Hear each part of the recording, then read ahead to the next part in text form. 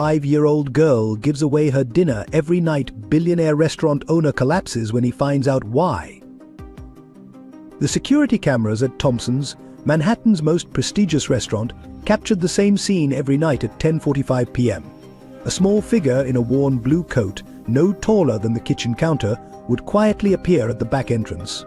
5-year-old Emily Parker, with golden pigtails and eyes too old for her age, would wait patiently, clutching a recycled paper bag. The staff had grown accustomed to her polite requests for leftover food, but none had ever seen her eat it.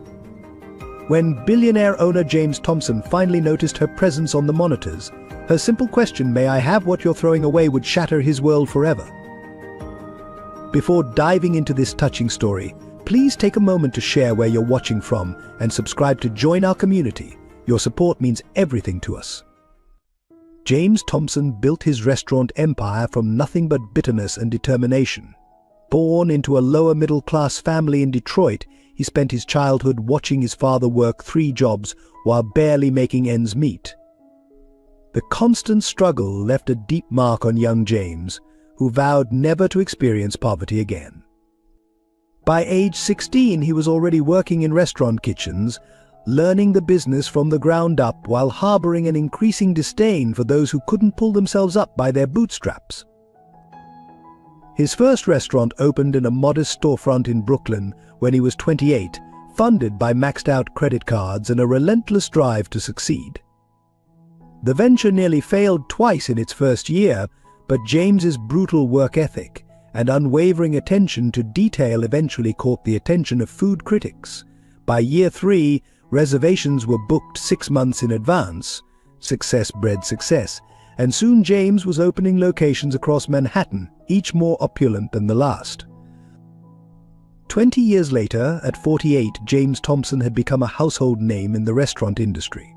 His flagship restaurant, Thompson's, occupied prime real estate in Manhattan, its Art Deco facade and crystal chandeliers symbolizing everything he had achieved. The restaurant's waiting list was legendary, and its clientele included celebrities, politicians, and business titans.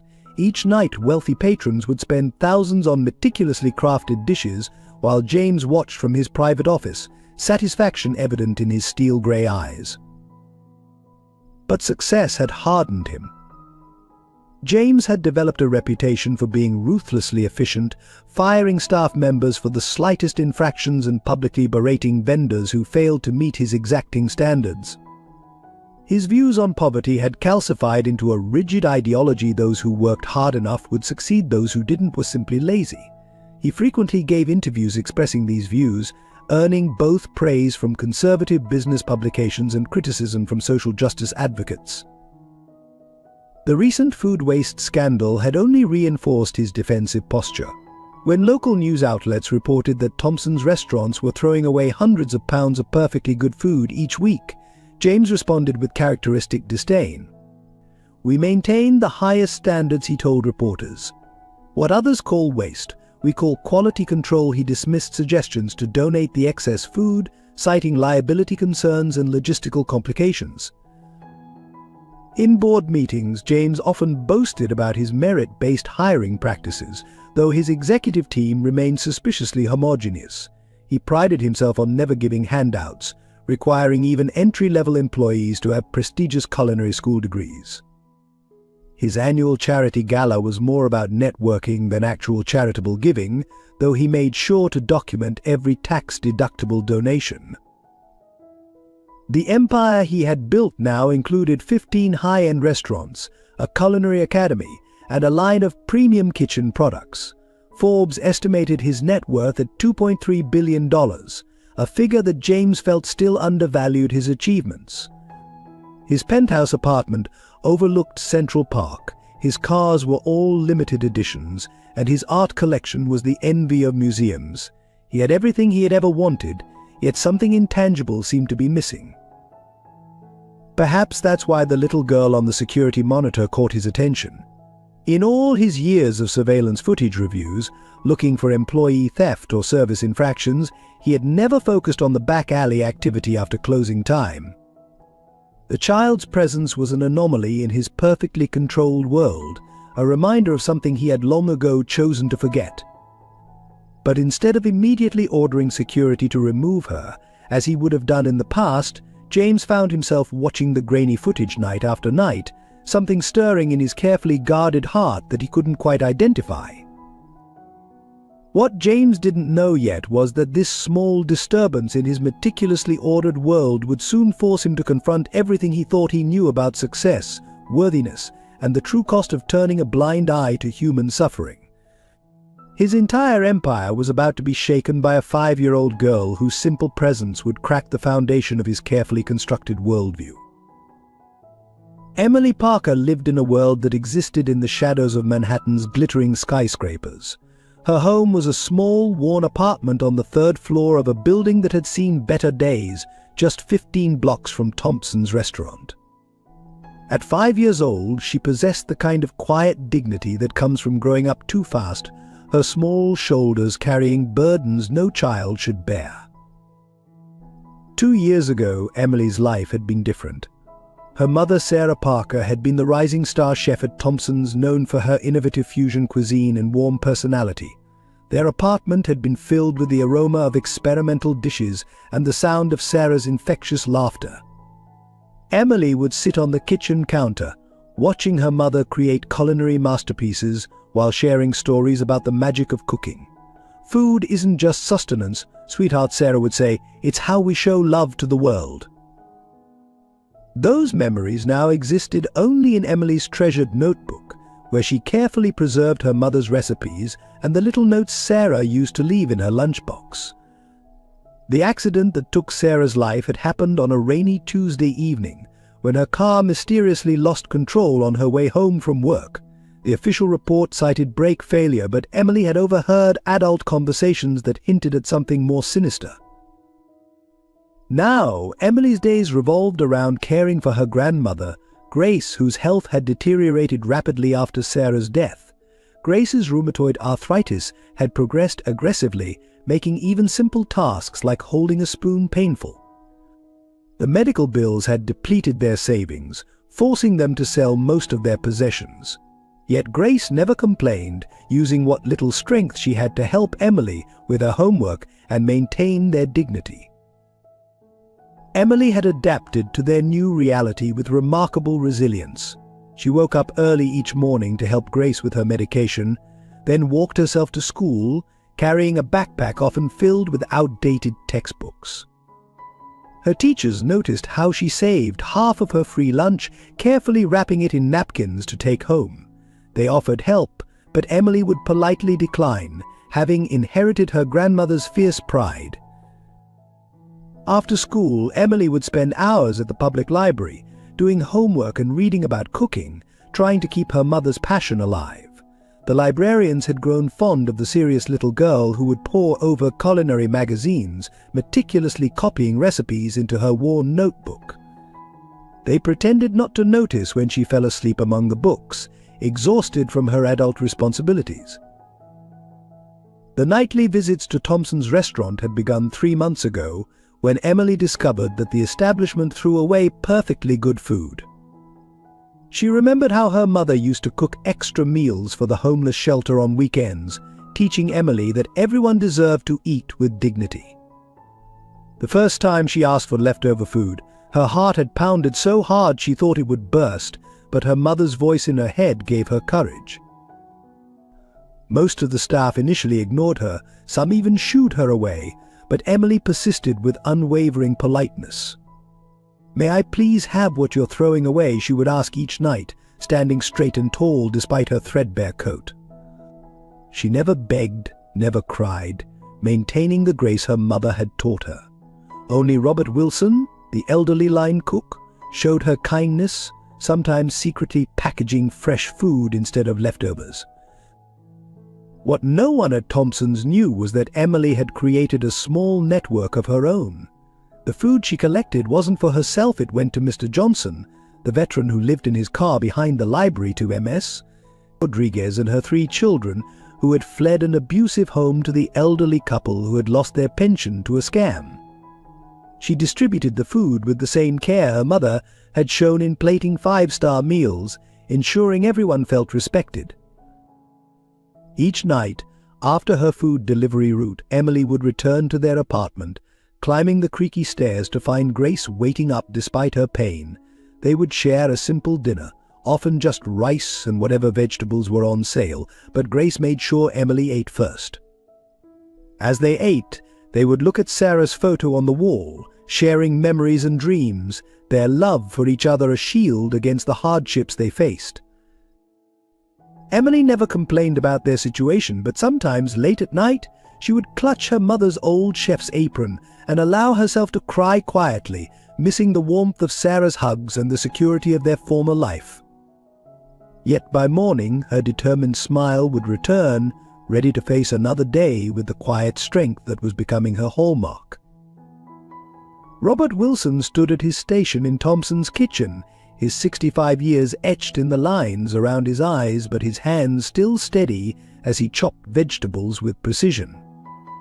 After 4 decades in professional kitchens, he had seen every kind of success and failure the culinary world could offer, but nothing had affected him quite like the arrival of Emily Parker at the restaurant's back door. As the longest-serving employee at Thompson's, Robert held a position of quiet influence. The younger staff respected his expertise, coming to him for advice both professional and personal. He had trained countless chefs, including Sarah Parker, whose death still haunted him. Every time he saw Emily, he saw Sarah's same determined spirit and kind heart. He knew more about Sarah's last days than he had ever revealed, carrying that burden like a stone in his chest. Grace Parker, Emily's grandmother, maintained a dignity that transcended her circumstances. Her arthritis-twisted hands had once signed investment checks that helped launch Thompson's first restaurant, though few knew this history. She had been among the first to recognize James Thompson's potential, investing a significant portion of her savings in his vision. The subsequent legal maneuvers that had stripped her of her shares remained a carefully buried secret, one that had forced her to silently watch Thompson's rise to fame from the sidelines. Despite her constant pain and dwindling resources, Grace focused on providing Emily with stability and love. She spent her days in their small apartment, carefully managing their meager resources and maintaining detailed records of every penny spent and saved. The walls of their home were covered with Emily's drawings and Sarah's awards, preserving memories of happier times. Each night, she waited anxiously for Emily's return, her heart torn between pride in her granddaughter's compassion and fear for her safety. Michael Stewart, Thompson's head chef, presented a polished image to the world. His televised cooking segments and cookbook deals had made him a minor celebrity, but beneath the charismatic exterior lay a web of corruption. He had worked his way up through manipulation and intimidation, building a network of loyal subordinates who helped him maintain his profitable side operations. Sarah's accidental discovery of his illegal activities had forced his hand, leading to decisions that now threatened to unravel everything. The restaurant staff existed in distinct hierarchies, from the immigrant dishwashers who worked tirelessly in the basement to the Samaya who curated the million-dollar wine cellar. Many had witnessed Emily's nightly appearances, their reactions ranging from irritation to pity to quiet support. Some, like Jane Anderson, the pastry chef, would occasionally accidentally leave fresh bread near the back door. Others, following Michael's orders, would deliberately discard food where Emily couldn't reach it. The regular customers at Thompson's represented New York's elite, their conversations about premium wines and market trends floating above tables that cost more than many people's monthly rent. Yet among them were those who noticed the small figure in the alley, their consciences pricked by the contrast between their excess and her need. A few had tried to help, only to be rebuffed by management, who insisted they had the situation under control. The homeless community that Emily served had become her extended family. They protected her during her nightly rounds, keeping watch and sharing information about dangerous areas to avoid. Mr. Johnson, the veteran, would often walk a discreet distance behind her, ensuring she reached home safely. Ms. Rodriguez helped by distributing food to others when Emily had school assignments, and the elderly couple saved their newspapers for Grace to read. These interconnected lives orbited around Thompson's restaurant, each person carrying their own secrets and struggles. Robert Wilson watched it all from his kitchen station, noting the subtle power plays and alliances, recognizing the signs of approaching conflict. He had witnessed Sarah's growing concern in the weeks before her death, had seen the threatening notes she received, had noticed the suspicious modifications to her car. The weight of this knowledge pressed heavily on Robert as he watched Emily navigate her nightly missions.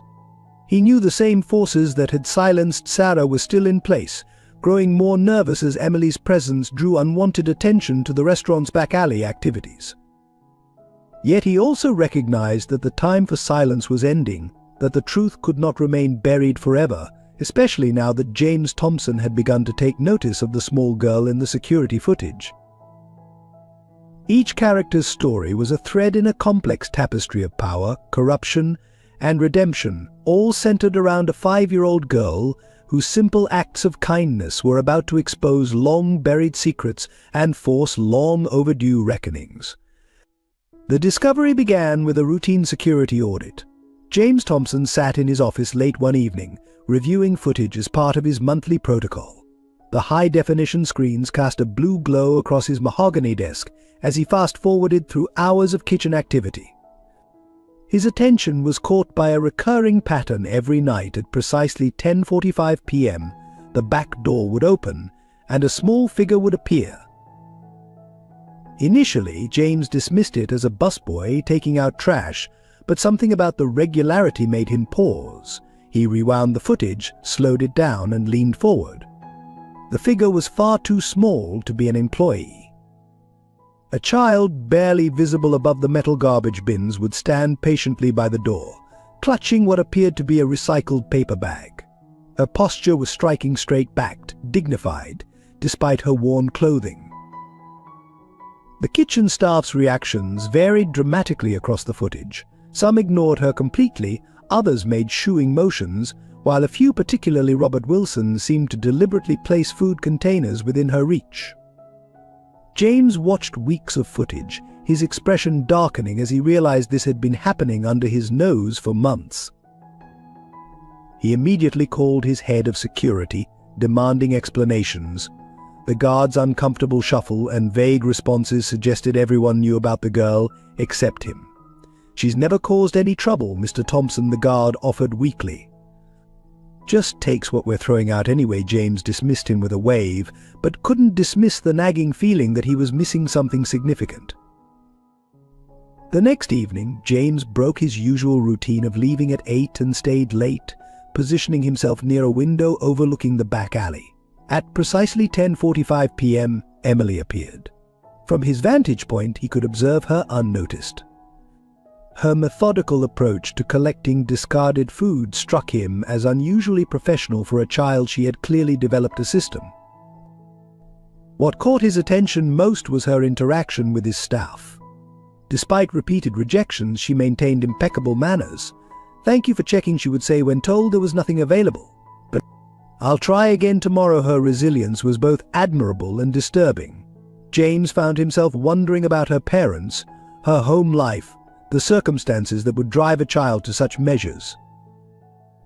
The situation became more complex when James discovered that some of his best customers had noticed Emily. During a high-profile dinner service, he overheard a wealthy regular discussing the little girl in the alley with her companions. The conversation quickly turned to criticism of the restaurant's waste policies and questions about their charitable giving. James felt his carefully cultivated image beginning to crack. Further investigation revealed divided opinions among his staff. The younger employees, particularly those from privileged backgrounds, saw Emily as a nuisance, a reminder of the poverty they preferred to ignore.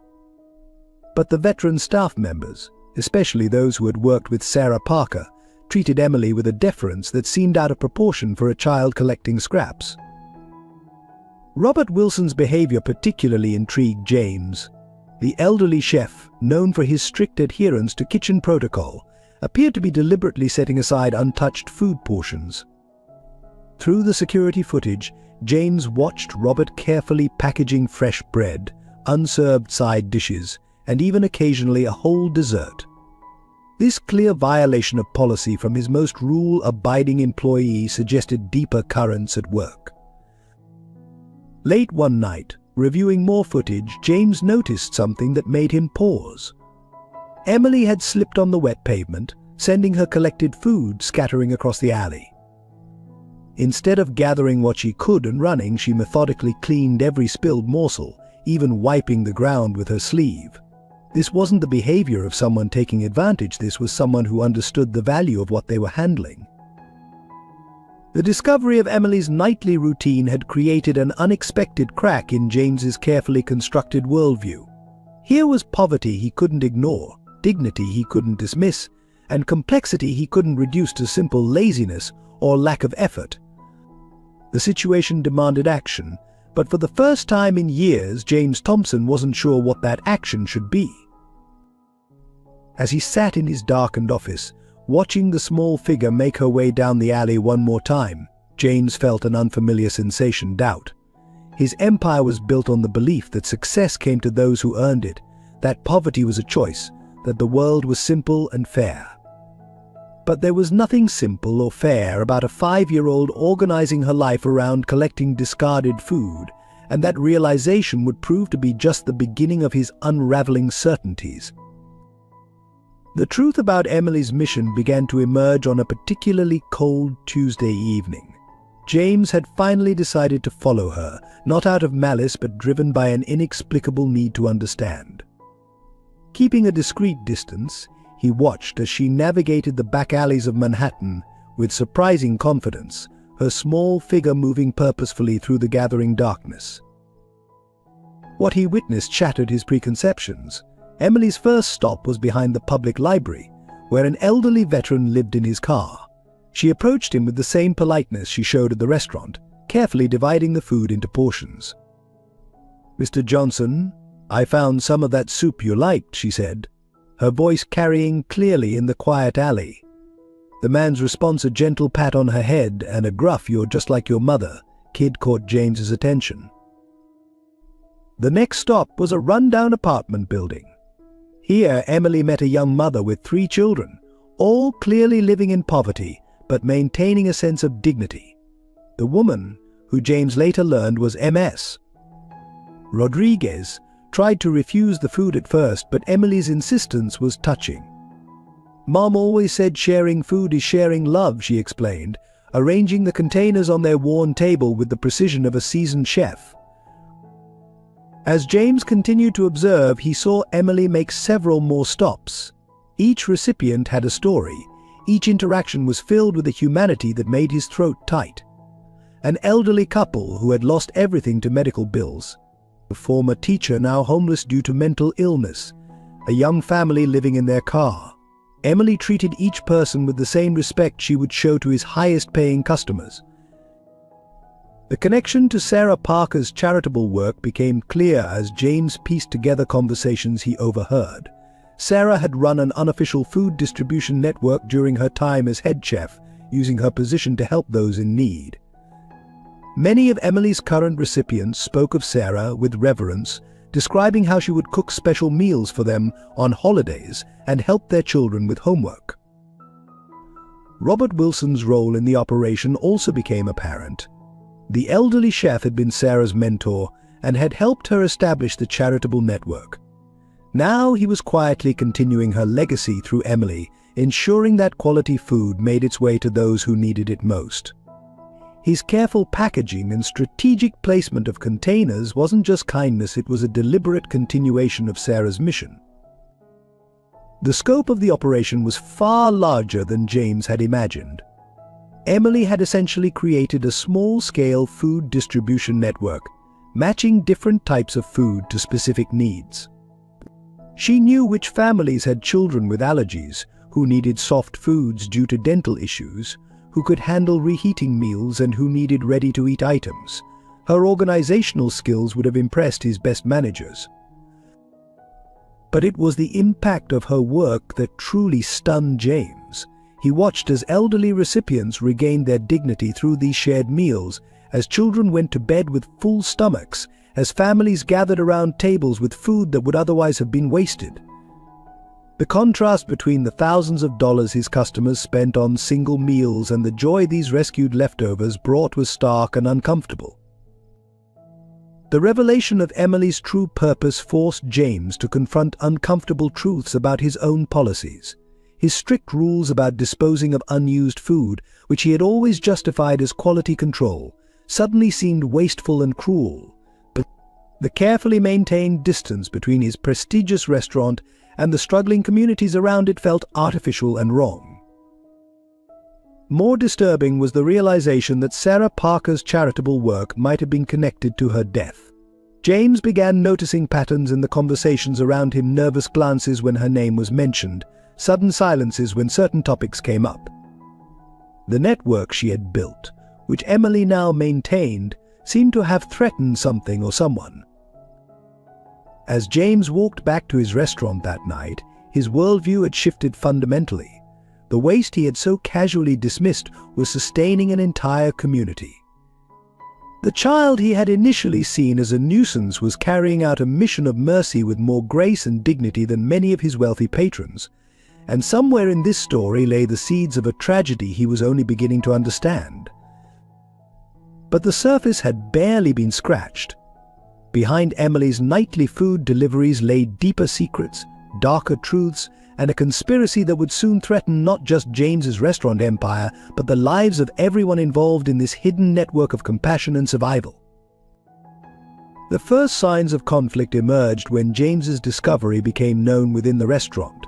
Michael Stewart, the head chef, immediately implemented stricter waste disposal procedures, citing health and safety concerns. Security cameras were repositioned, locks were changed, and staff were explicitly forbidden from leaving food accessible after closing. The message was clear: Emily's operation was to be shut down. The staff divided into factions almost immediately.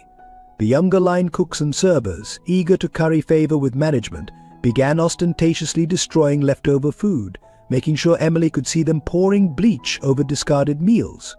Others, particularly those who remembered Sarah Parker, found subtle ways to resist. Containers would mysteriously appear in different locations. Wrapped portions would be accidentally left on outside tables. Robert Wilson faced the most direct pressure. Michael called him into the office for a performance review, despite his decades of exemplary service. The message was thinly veiled: stop helping the girl or face termination. Robert responded with the quiet dignity of someone who had seen too much to be intimidated. "Some things are worth more than a paycheck, Mr. Stewart," he said, returning to his station while Michael's face darkened with barely contained rage. The situation escalated when local media caught wind of the story. A freelance photographer had captured images of Emily making her rounds, contrasting her small figure with the restaurant's opulent facade. But the photos went viral on social media, accompanied by headlines questioning why a five-star restaurant was allowing a child to collect scraps. James found himself fielding calls from reporters, his carefully crafted public image threatening to unravel. Emily, meanwhile, continued her nightly visits with unwavering determination. When faced with locked dumpsters, she would wait patiently by the door, her presence a silent reminder of the community that depended on her. Some nights she left empty-handed, but she always returned, her resilience a rebuke to those trying to stop her. The sight of her standing in the rain, refusing to give up, began to affect even the most hardened staff members. Public attention brought unexpected complications. Well-meaning patrons tried to invite Emily inside for proper meals, forcing James to explicitly forbid staff from allowing her into the restaurant. Social workers began appearing, asking questions about child labor and exploitation. Local business owners, pressured by their own customers, started implementing similar restrictions on food disposal, cutting off other sources in Emily's network. The conflict reached a new level when anonymous complaints began flooding the health department. Allegations of food safety violations and improper disposal practices triggered a series of surprise inspections. Though nothing significant was found, the increased scrutiny created a tense atmosphere in the kitchen. Staff members began watching each other suspiciously, wondering who was reporting to whom. Grace Parker, watching from their small apartment, recognized the patterns emerging. She had seen similar tactics used years ago when she lost her investment in the restaurant. But her attempts to warn Emily were met with the simple wisdom of a child mom always said helping others is right, even when its hard grace could only hold her granddaughter tighter, feeling the storm gathering around them. The homeless community that depended on Emily's deliveries began to suffer. Mr. Johnson, the veteran, lost significant weight. Ms. Rodriguez's children started missing school, too hungry to concentrate. The elderly couple stopped attending their church, ashamed of their increasing desperation. Each story added to the weight of responsibility on Emily's small shoulders, even as her task grew more difficult. James found himself caught in an increasingly complex moral dilemma. His business instincts told him to shut down Emily's operation completely. The liability risks alone were significant. Yet every time he saw her on the security monitors, something stopped him from giving the final order. The question of why a child had to perform this service at all began to haunt him, along with growing suspicions about Sarah Parker's death. The situation reached a critical point when Michael Stewart implemented his most aggressive measure yet. He ordered all garbage to be stored in a locked indoor facility until collection, effectively cutting off any access to discarded food. The night this policy took effect, Emily stood in her usual spot for hours, her small face pressed against the glass door, watching as staff members avoided meeting her eyes. The image would later haunt many of those present, becoming a symbol of the human cost of corporate policies. As tension mounted within the restaurant, subtle signs suggested larger forces at work. Mysterious phone calls, hushed conversations in the kitchen, and the occasional appearance of expensive cars in the back alley hinted at something more sinister than simple food waste policies. The initial conflict over a child's charitable mission was about to expose a web of corruption, deceit, and tragedy that would shake the foundation of James Thompson's empire.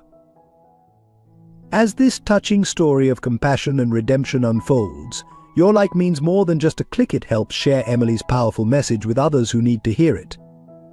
James Thompson's investigation into Emily Parker's story took an unexpected turn when a weathered notebook was discovered behind a loose panel in the restaurant's kitchen.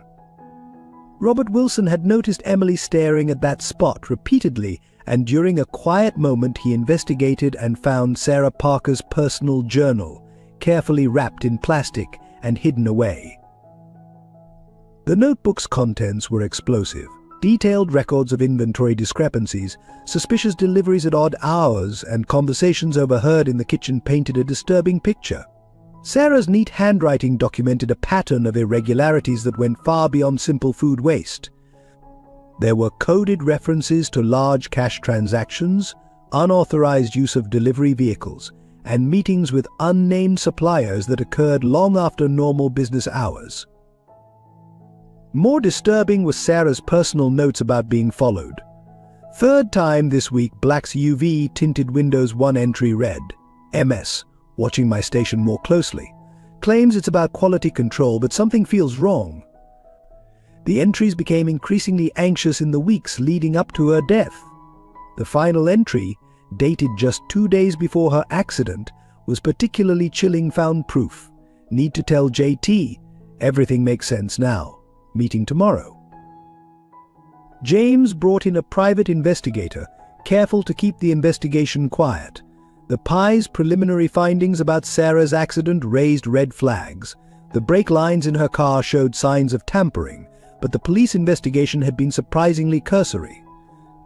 The responding officer's report contained obvious inconsistencies, and key witness statements were missing from the file. Robert Wilson's behavior became more erratic as the investigation progressed. The elderly chef would start at sudden noises, check his phone constantly, and sometimes stand staring into space, wooden spoon frozen mid-stir. When James tried to question him about Sarah, Robert would change the subject or suddenly remember urgent tasks in the freezer. Yet his protective attitude toward Emily intensified, suggesting he knew more than he was willing to say. The restaurant's financial records from the period of Sarah's employment revealed troubling patterns. Large discrepancies in food costs, unexplained expenses, and irregular payments to shell companies all pointed to a sophisticated operation running parallel to the legitimate business. Most concerning were the connections to companies known to be fronts for organized crime, carefully hidden in layers of paperwork. Security footage from the nights before Sarah's death showed unusual activity: multiple deliveries after midnight, unauthorized access to the wine cellar, and lengthy meetings in Michael Stewart's office that didn't appear in any official logs. In one particularly telling clip, Sarah could be seen photographing documents on Stewart's desk when she thought she was alone, her hands shaking as she worked. James discovered that his own signature had been forged on numerous documents during this period. Purchase orders for non-existent supplies, approvals for phantom maintenance work, and authorizations for staff that had never existed created a paper trail of fraud that had somehow escaped his notice. The realization that this had happened under his watch, while he focused on expansion and publicity, filled him with both rage and shame. Anonymous notes began appearing on James's desk, warning him to drop the investigation. Some stones are better left unturned, one read. Another was more direct: think about your legacy. The threats only strengthened his resolve, but they also confirmed his growing suspicion that Sarah's death was anything but accidental. The most damning evidence came from an unexpected source. A young dishwasher working late one night had captured video on his phone of an argument between Sarah and Michael Stewart. The footage showed Stewart threatening Sarah, his finger jabbing at her chest as he spoke about loyalty. And keeping quiet, Sarah's response was inaudible, but her defiant stance spoke volumes. The video was dated the night before her death. As James pieced together these fragments, a larger picture began to emerge. His prestigious restaurant had been used as a front for something far darker. Sarah Parker had discovered the truth and paid the ultimate price for her integrity. Now her daughter was unknowingly drawing attention to the very operation that had killed her mother, putting herself in the same danger. The weight of these revelations pressed heavily on James.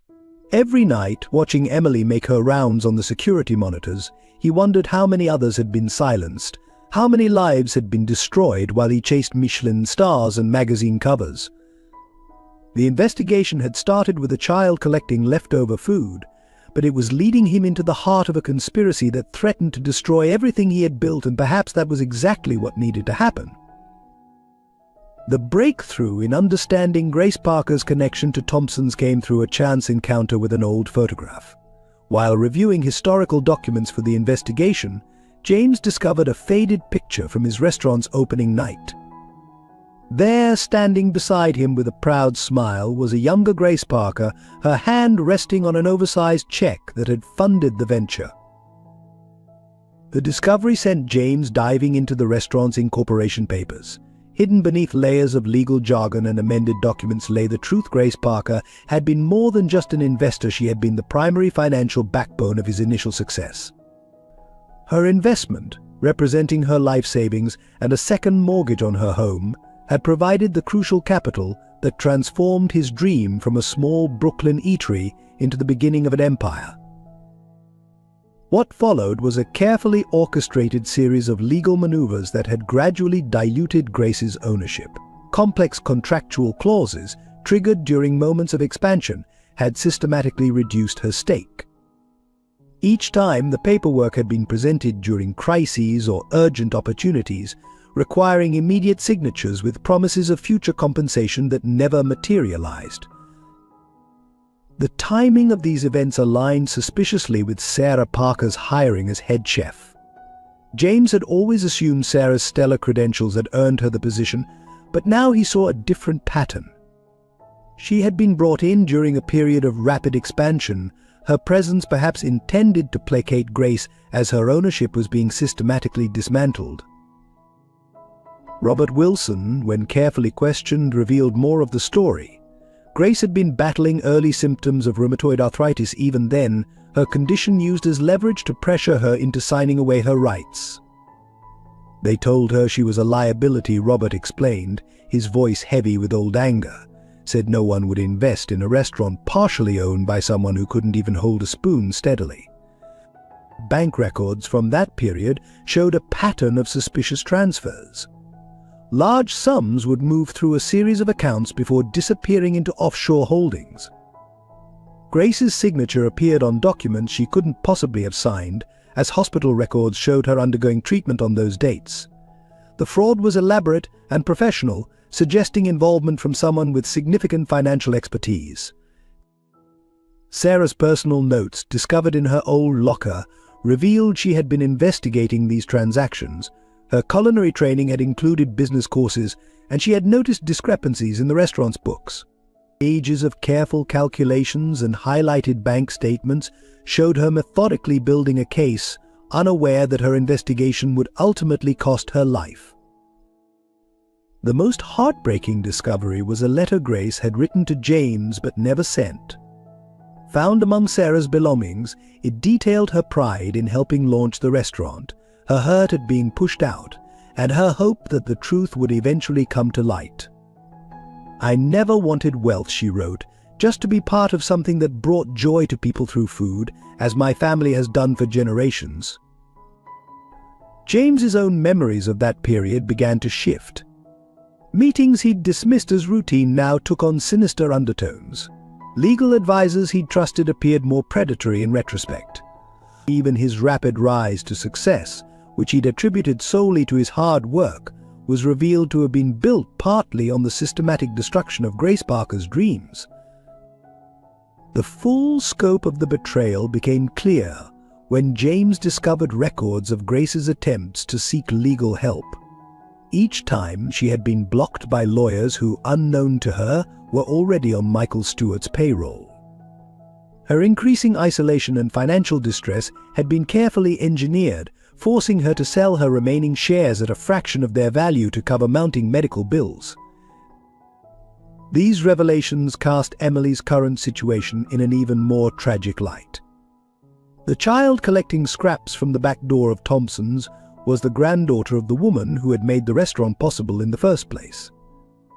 The empire that now sought to shut down her charitable efforts had been built with her family's sacrificed dreams.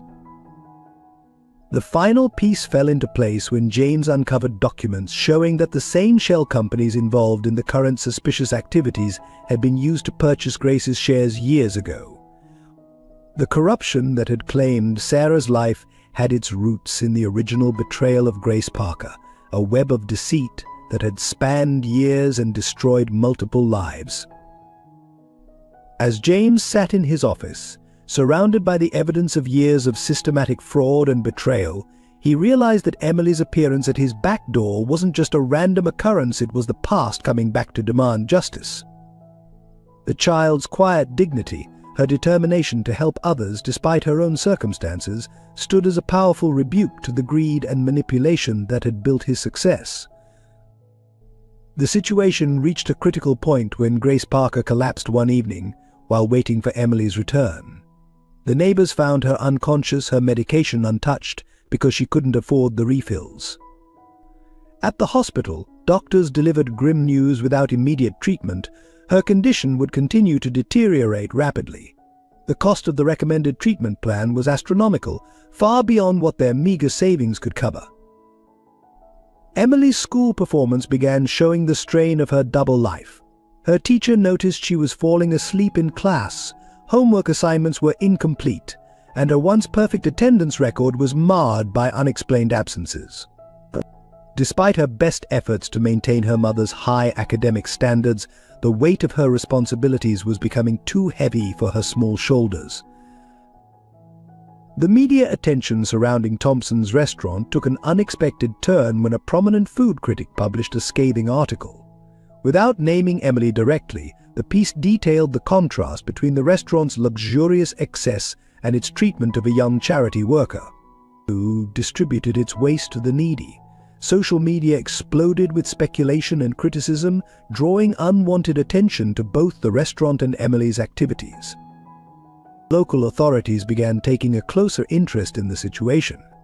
Child Protective Services made inquiries about Emily's late-night activities, questioning whether she was being properly supervised.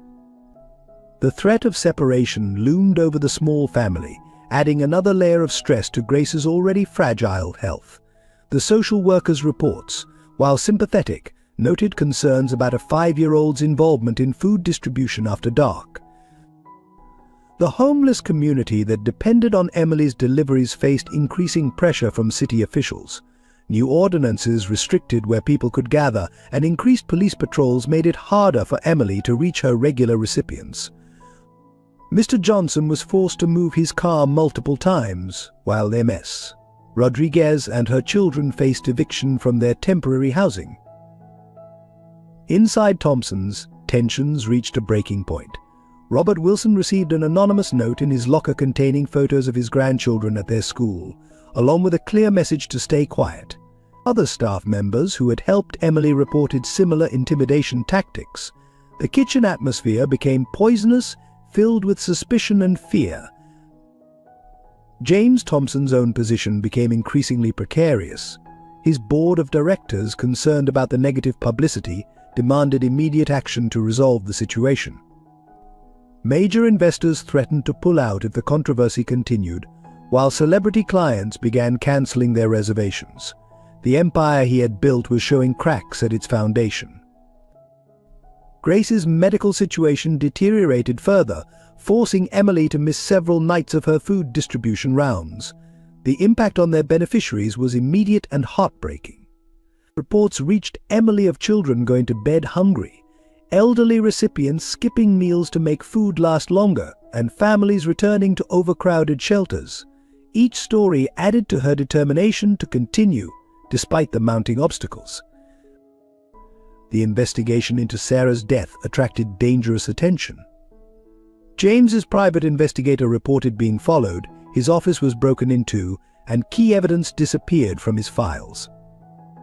More worrying were the subtle threats directed at Emily, a car following her route home, strange men photographing her at school, suspicious maintenance work being conducted near Grace's apartment.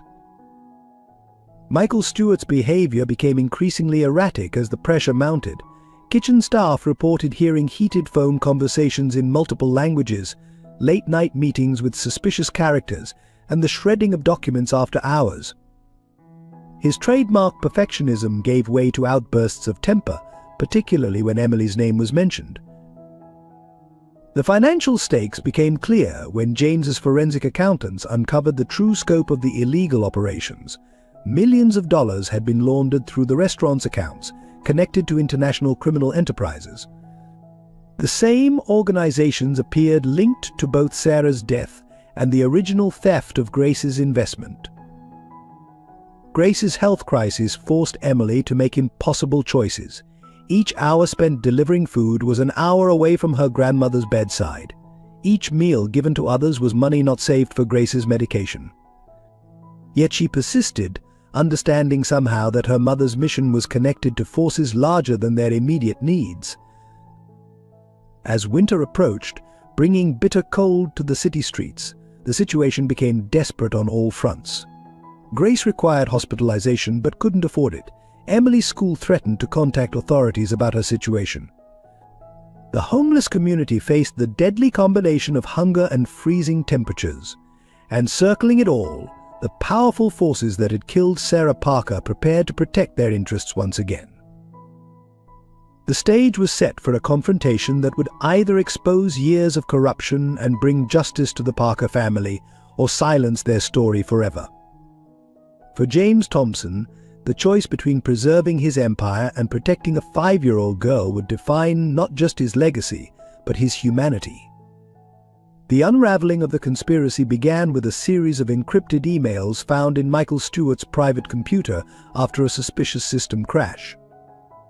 The restaurant's IT specialist, while attempting to recover lost data, stumbled upon a hidden folder containing years of correspondence with international suppliers.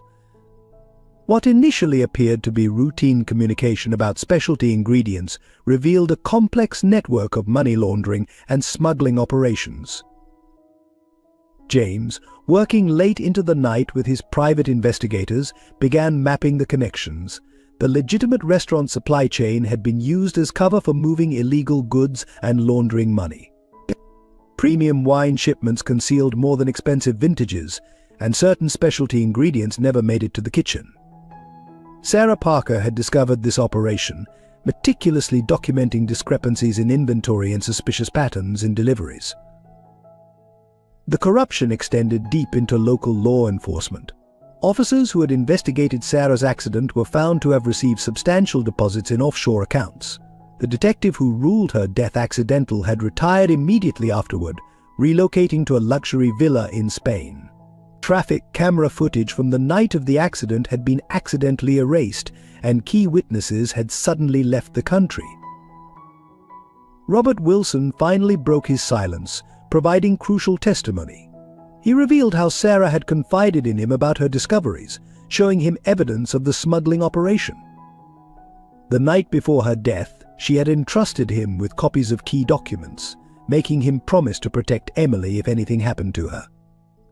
His years of quiet assistance to Emily weren't just about charity. He was keeping a promise to her mother while gathering evidence to bring down the organization that killed her.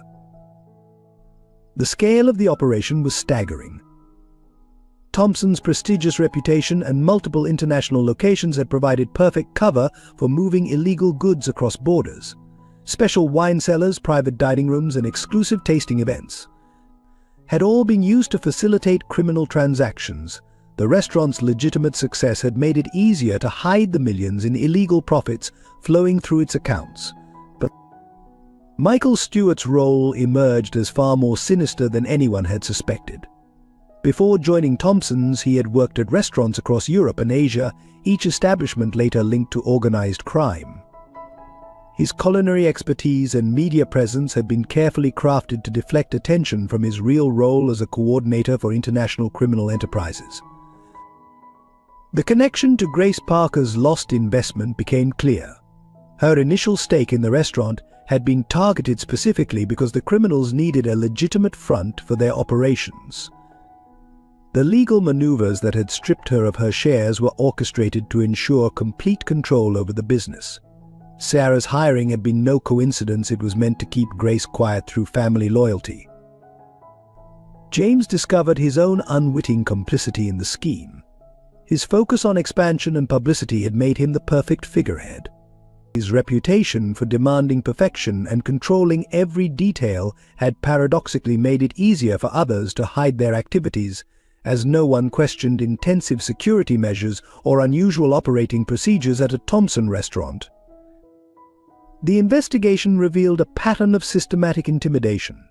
Other employees who had noticed irregularities over the years had been silenced through a combination of bribes and threats. Those who couldn't be bought had faced orchestrated personal crises, tax audits, legal troubles, family emergencies until they either quit or fell in line. Current attempts to stop Emily's food distribution took on new meaning. Her presence at the back door each night threatened to expose ongoing illegal activities. The timing of deliveries and movements of goods had to be adjusted to avoid her observation. Her simple act of charity had inadvertently created a security risk for a criminal enterprise worth millions. The most damning evidence came from Sarah's old phone, recovered from police evidence storage. Hidden in encrypted files were photographs and videos documenting meetings between Michael Stewart and known criminal figures. One video, taken the day before her death, showed Stewart discussing how to handle the problem she represented. The footage ended with a clear threat directed at Emily. As the conspiracy unraveled, the danger to Emily increased exponentially. The criminal organization, feeling threatened, began moving to clean up loose ends. Surveillance photos of Emily and Grace appeared in Robert's locker. The brakes on Emily's school bus were tampered with. A gas leak was reported in their apartment building, forcing an evacuation that left them vulnerable. James realized that his investigation had inadvertently placed Emily in the same danger that had claimed her mother's life. The organization was too large and too powerful to be brought down without risking more lives. Yet the evidence was now too substantial to ignore, and too many people knew the truth. The choice between justice and safety became increasingly impossible. The final piece of the puzzle emerged from an unexpected source. The elderly couple Emily helped feed turned out to be former accountants who had been quietly documenting financial irregularities they noticed in discarded restaurant documents Emily had inadvertently brought them. Their detailed analysis provided the paper trail needed to connect all the pieces of the criminal enterprise. The conspiracy had been hidden in plain sight, protected by wealth, power, and the assumption that success equated to legitimacy. It had taken the innocent actions of a 5-year-old girl, carrying on her mother's legacy of kindness, to begin its unraveling. The question now was whether the truth could come to light without history repeating itself in tragic ways. As the truth about Thompson's restaurant emerged, James found himself wrestling with increasingly impossible choices. Each morning he would stare at his reflection in his penthouse windows, barely recognizing the man who had built an empire on unwitting corruption. The daily decisions that once seemed clear-cut, maintaining standards, protecting profits, preserving reputation, now carried the weight of lives in the balance. His relationship with his board of directors deteriorated rapidly. They demanded immediate action to stop the negative publicity, unaware that their prestigious positions were built on criminal foundations. During one particularly heated meeting, a board member suggested having Emily's family relocated for the restaurant's benefit. The casual cruelty of the suggestion made James physically ill, forcing him to confront how he had once thought in similar terms. Emily's situation grew more precarious by the day. Her grandmother's health continued to decline, requiring frequent hospital visits that drained their meager savings. School officials, concerned about her falling grades and exhaustion, threatened to involve child services. The young girl's determination never wavered, but dark circles under her eyes betrayed the toll of her double life. One teacher found her crying in the library during lunch, clutching her mother's old recipe book like a lifeline. The conflict within the restaurant staff reached toxic levels. Those loyal to Michael Stewart began actively sabotaging food preparations, ensuring nothing edible remained for Emily to collect. Others, moved by her plight, risked their jobs to help her. The kitchen became a battlefield of small gestures, food deliberately spoiled or secretly saved, doors locked or left ajar, security cameras turned away or focused with suspicious precision. Robert Wilson faced his own demons as Sarah's death haunted him anew. The weight of his silence had aged him visibly, his hands shaking as he prepared meals. Yet he continued to help Emily, knowing each act of kindness might be observed by those who had orchestrated Sarah's murder. His grandchildren were moved to a different school, but the implied threat followed them through anonymous photos and notes left in his locker. Grace Parker's dignity crumbled in the face of mounting medical bills. The proud woman who had once funded a restaurant empire now rationed her medication, choosing between treating her pain and keeping Emily fed. When James anonymously tried to pay her hospital bills, she refused the charity with tears of anger, her pride one of the few things she had left. The same determination that had made her a successful investor now kept her from accepting help from the man she blamed for her family's destruction. The homeless community that depended on Emily's deliveries suffered as the restaurant's security tightened. Mr. Johnson, the veteran, was arrested for loitering while watching over Emily's route. Ms. Rodriguez's children were bullied at school when their reliance on restaurant leftovers became known. The elderly couple, former accountants, faced eviction after anonymous complaints about their apartment. Michael Stewart's personal dissent became apparent in his increasingly erratic behavior. His perfectly maintained facade cracked under pressure, revealing glimpses of the ruthless criminal beneath. Kitchen staff reported him talking to himself, paranoia evident in his constant checking of doors and security cameras. His celebrated cooking segments on local TV became uncomfortable to watch, as he barely contained his rage at minor mistakes. James's private life disintegrated as he pursued the truth. His girlfriend left him, unable to understand his growing obsession with a homeless child. Social invitations dried up as his behavior became increasingly erratic. Nights were spent reviewing security footage and financial records, searching for connections while glasses of expensive wine went untouched. His luxurious penthouse, once a symbol of success, felt like a gilded prison. The investigation began to affect James's health. Insomnia plagued him as he lay awake, haunted by images of Sarah's accident and Emily's nightly rounds. His hands shook during board meetings, his legendary focus shattered by the weight of complicity. The stress manifested in sudden weight loss and frequent migraines, his body rebelling against the constant tension. For Emily, each night brought new challenges. The simple act of collecting food became a complex operation of avoiding security, dodging hostile staff, and protecting her vulnerable beneficiaries. She developed routes through back alleys, learned to read the patterns of security patrols, and created backup plans for her food distribution. At 5 years old, she was playing a deadly game without even knowing it. The emotional toll became evident in quiet moments.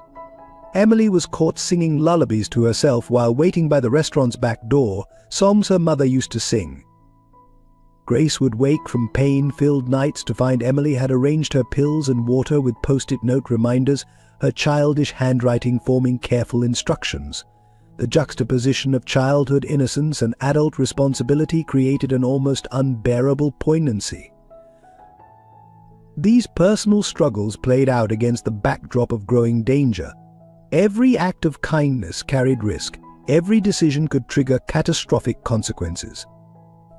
The web of corruption that had claimed Sarah's life now threatened to destroy what remained of her family, along with everyone who tried to help them.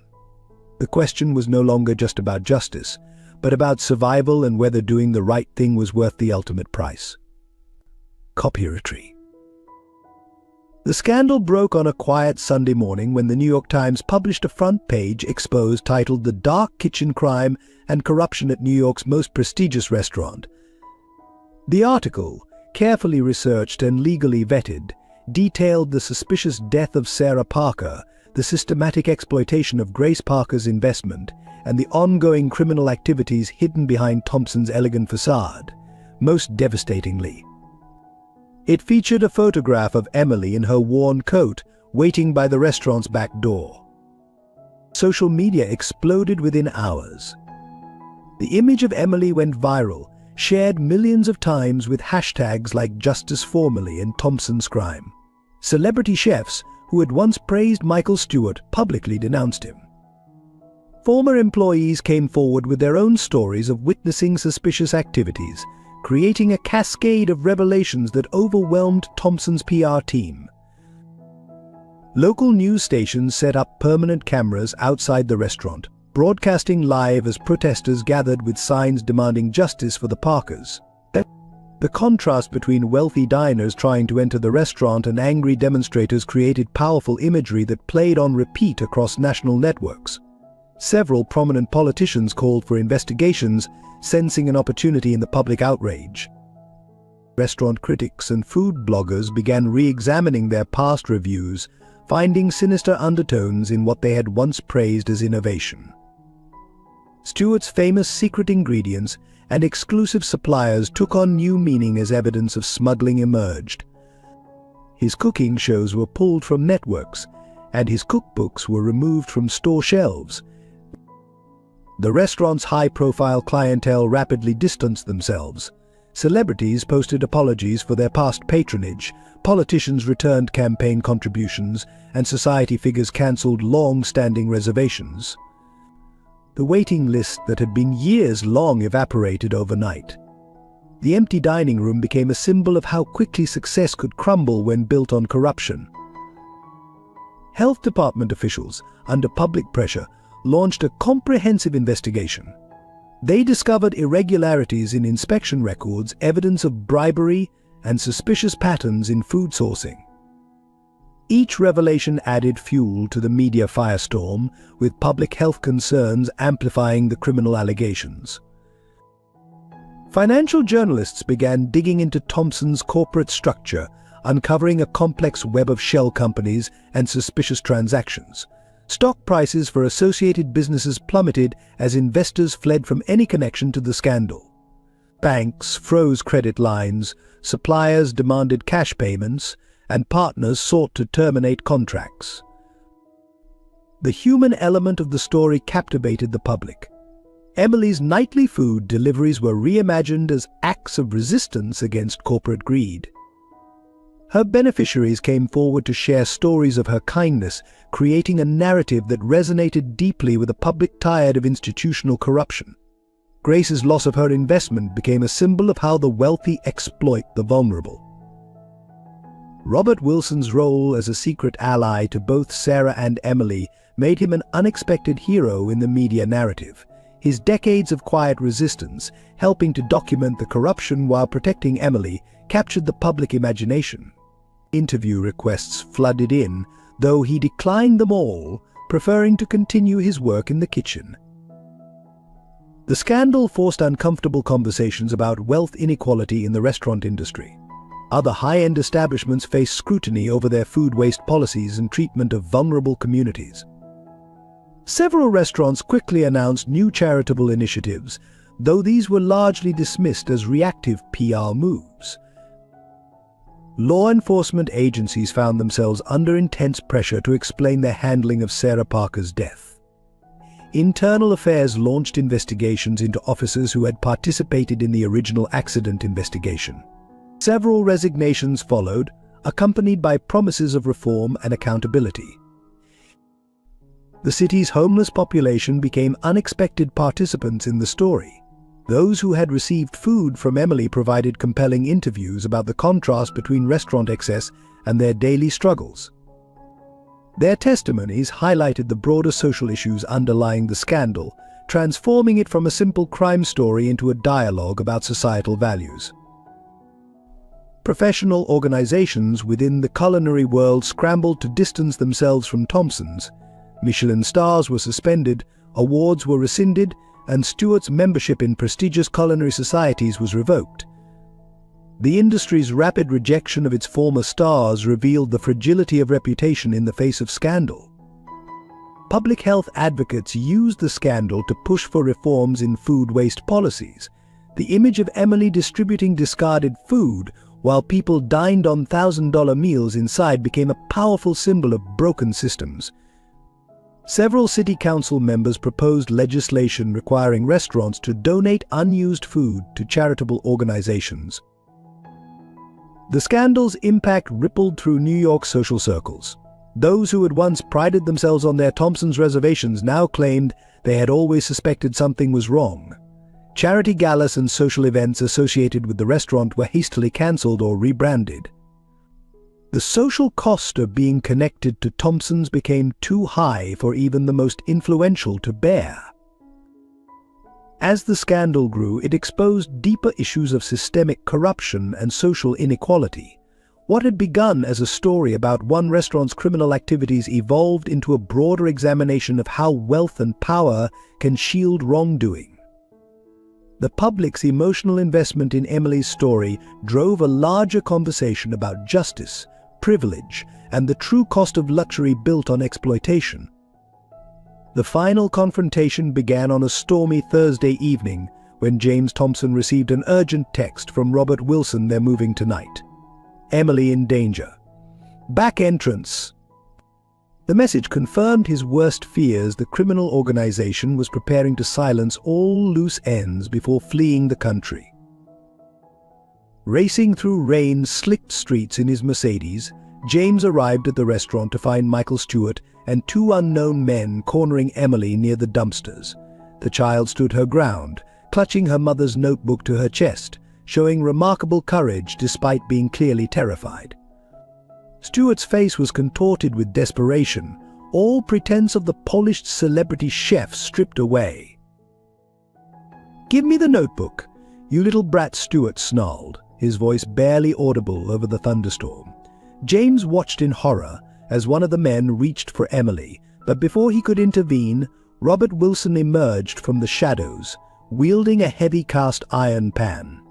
"Back away from her," the elderly chef commanded, his hands steady despite the weapon's weight. The confrontation escalated quickly.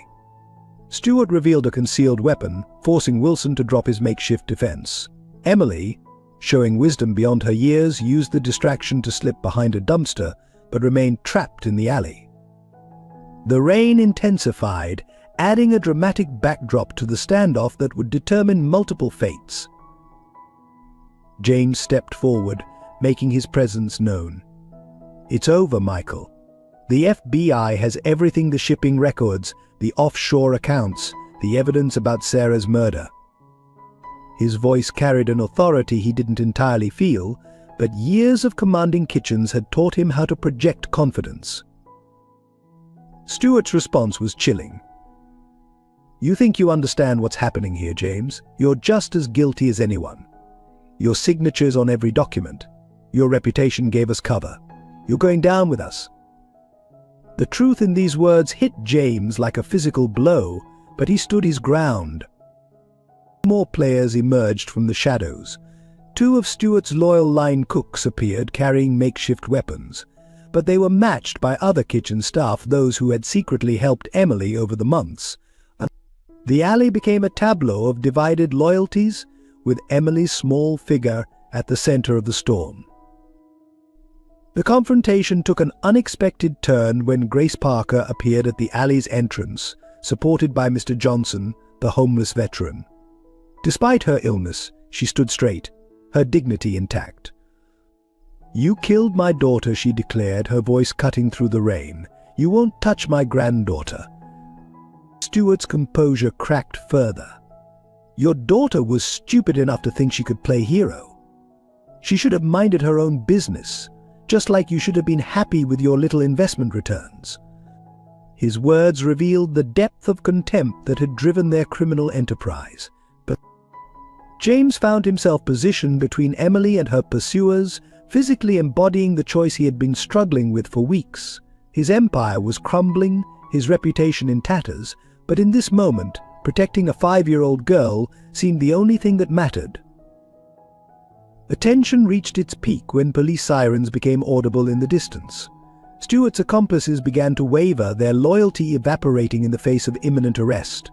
But Stewart himself became more dangerous, realizing he had nothing left to lose. He raised his weapon, aiming first at Emily, then at James. What happened next would be debated in news reports for weeks. Robert Wilson, seeing Stewart's intention, launched himself forward despite his age. Grace Parker screamed a warning. James moved to shield Emily. The gunshot echoed off the alley walls, followed by the clatter of the weapon on wet pavement. When the police arrived moments later, they found a scene that defied easy explanation. Stewart was unconscious, subdued by the combined efforts of loyal kitchen staff. Wilson was bleeding but alive, his intervention having spoiled Stewart's aim. Emily stood protected by a wall of people, staff members, homeless individuals, and James himself, all united in her defense. The evidence Emily had been protecting wasn't just her mother's notebook. Sarah Parker had created a comprehensive record of the criminal enterprise, including photographs, documents, and recordings, all meticulously organized and hidden throughout the restaurant. Her daughter had been unknowingly gathering the final pieces during her nightly food deliveries. As the police led Stewart and his accomplices away, the rain began to ease. Emily finally allowed herself to cry, clinging to her grandmother while Robert Wilson was treated by paramedics. James watched the scene unfold, understanding that this confrontation had been inevitable from the moment he first noticed Emily on his security cameras. The alley behind Thompson's, long a symbol of the divide between wealth and poverty, had become the battleground where these worlds finally collided. In the end, it wasn't wealth or power that determined the outcome, but the collective courage of ordinary people choosing to stand up for what was right. The police raid on Thompson's restaurant unfolded like a carefully choreographed dance, with multiple agencies moving simultaneously across the city. FBI agents breached the wine cellar, where they discovered hidden compartments containing evidence of years of smuggling operations. DA teams swept through the kitchen, documenting how legitimate ingredients had been used to conceal illicit shipments. IIS investigators seized computers and financial records from the corporate offices. Meanwhile, Emily and Grace found themselves trapped in their apartment as Stewart's associates attempted to silence them before the authorities could arrive. The building's fire alarm blared, forcing other residents to evacuate, but Grace's condition made quick movement impossible. Emily, displaying remarkable presence of mind, helped her grandmother into the bathroom, barricading the door with furniture as heavy footsteps approached their unit. James, alerted to the danger by Robert Wilson's emergency text, raced through city streets toward their apartment. His driver's training from his military days came rushing back as he weaved through traffic, knowing every second counted. Behind him, a dark SUV gave chase, its occupants clearly intent on reaching Emily first. Inside the apartment, Emily's quick thinking bought precious time. She used her knowledge of the building's layout, gained from years of careful observation, to create diversions. Running water in multiple sinks confused the intruders about their location. Her small size allowed her to move through the maintenance access panel behind their refrigerator, a secret she had discovered during her careful planning of escape routes. Robert Wilson, despite his injuries from the earlier confrontation, coordinated with Emily's network of homeless friends. Mr. Johnson organized lookouts around the building's perimeter, while Ms. Rodriguez helped evacuating residents, ensuring no one revealed Emily's true location. The elderly couple who had helped document the financial crimes used their knowledge of the building's infrastructure to cut power to specific floors, disorienting the pursuers. The chase through the building's service corridors became increasingly desperate. Emily led the intruders away from her grandmother's location, using her small size to advantage as she squeezed through maintenance spaces and ventilation access points. Her months of delivering food through back alleys had taught her every possible route and hiding place.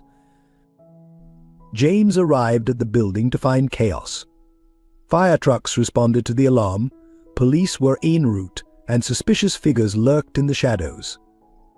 Using his authority as a prominent businessman, he convinced first responders to implement a building-wide search, effectively trapping Stewart's men inside. The net was closing, but Emily and Grace remained in danger.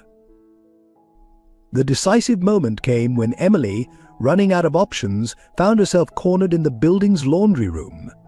As footsteps approached, she remembered her mother's lessons about using kitchen resources creatively.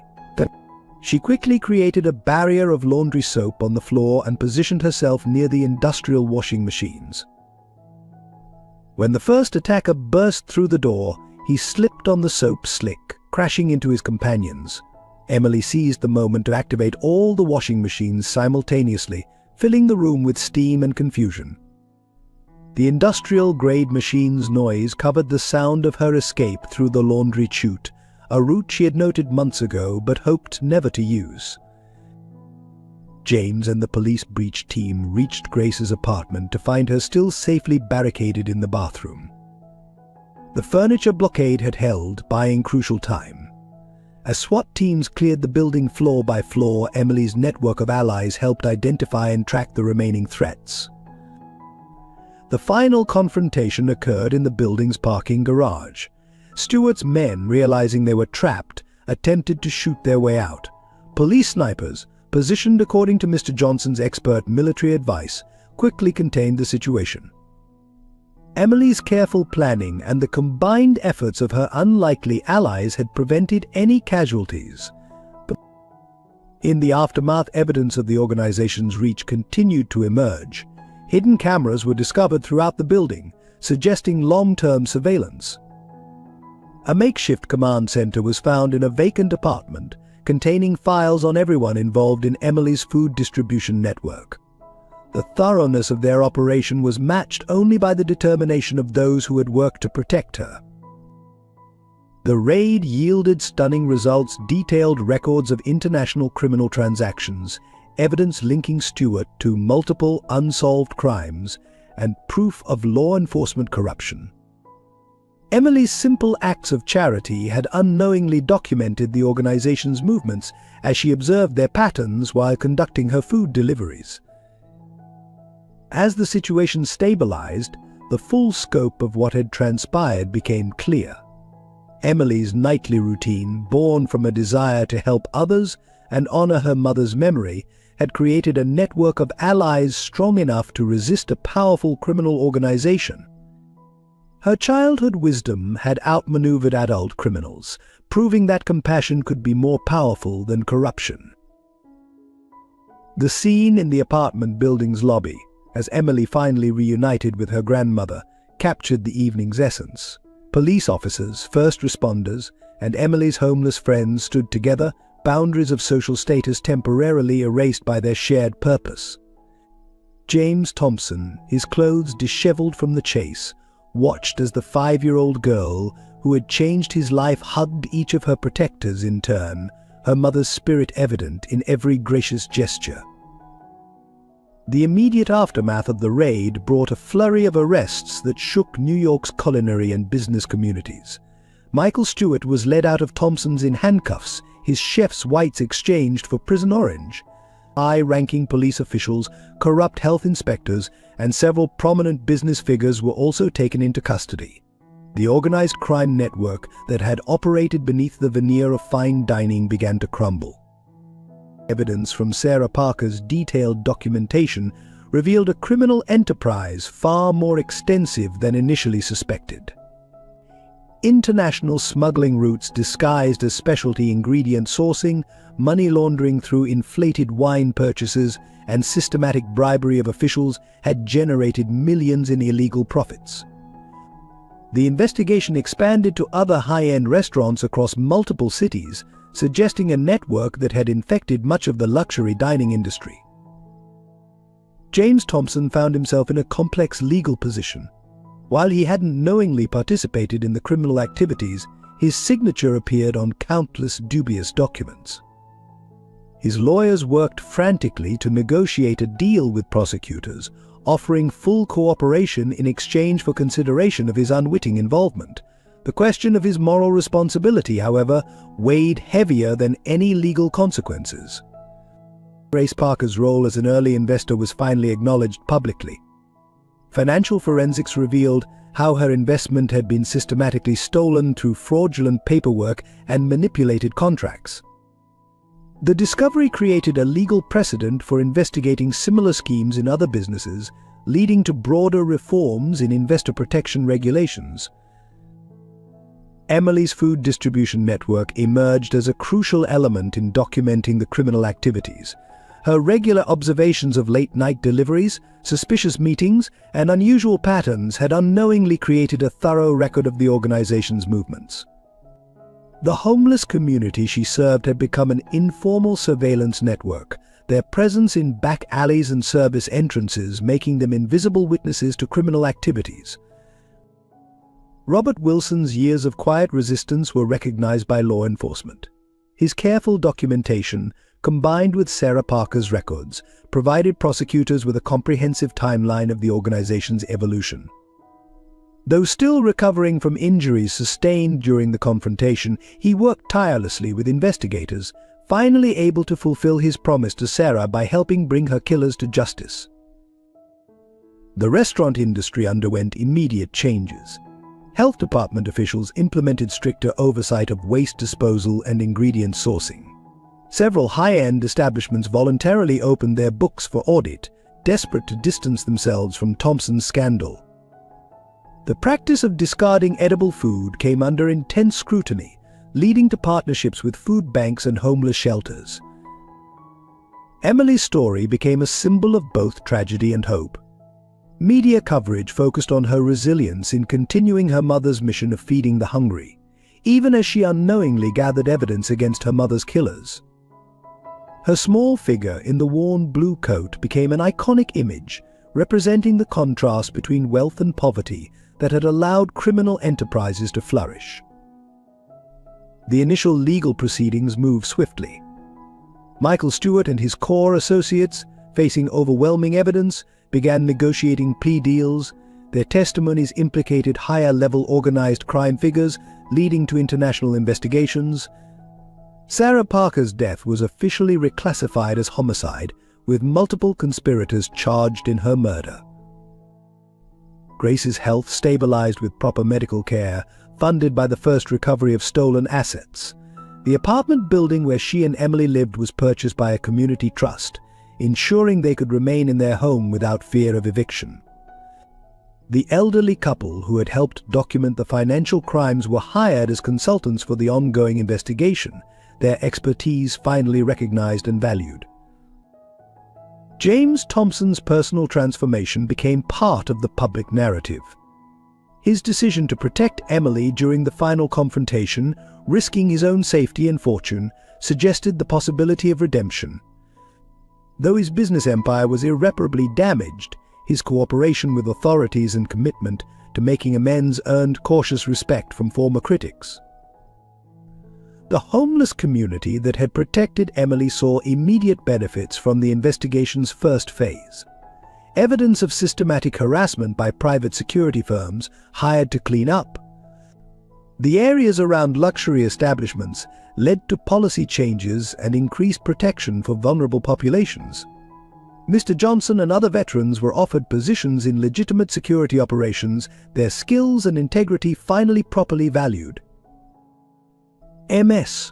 Rodriguez and her children moved into stable housing, supported by a victims assistance program.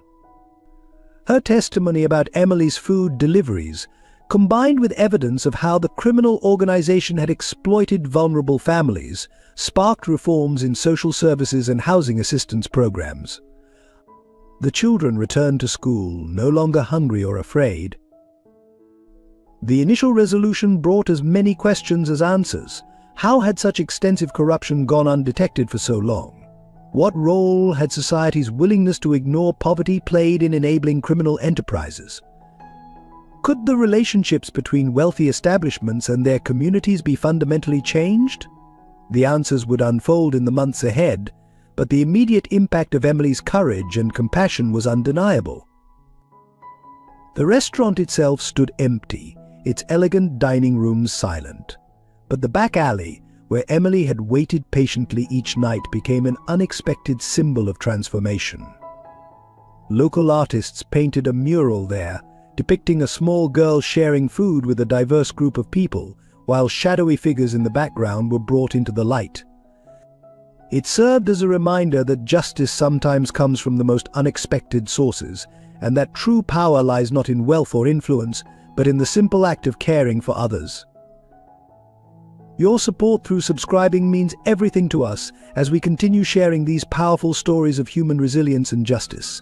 Each subscription helps us reach more people with tales that need to be told, inspiring positive change in our community. Thank you for being part of this journey. The victory against corruption came with devastating personal tolls that would haunt all involved. Robert Wilson, despite surviving the confrontation, faced months of grueling physical therapy for injuries sustained protecting Emily. At 65, his body struggled to heal from the gunshot wound, ending his 40-year culinary career. The old chef spent sleepless nights in his small apartment, replaying the years he'd stayed silent about Sarah's death, wondering if speaking up sooner might have spared Emily her ordeal. Grace Parker's health deteriorated significantly from the stress of the ordeal. The doctors discovered that the prolonged period without proper medication had caused irreversible damage to her joints. Even with the best medical care now available, she would never regain full mobility. Her proud spirit struggled with dependency, particularly when she could no longer help Emily with simple tasks like preparing breakfast or combing her hair. Emily's childhood innocence became another casualty of the events. Nightmares plagued her sleep, filled with images of the confrontation and her mother's accident. School counselors noted concerning changes in her behavior. She became hyper-vigilant, startling at sudden noises and constantly checking exits. Her drawings, once filled with colorful foods and happy people, now featured dark alleys and shadowy figures.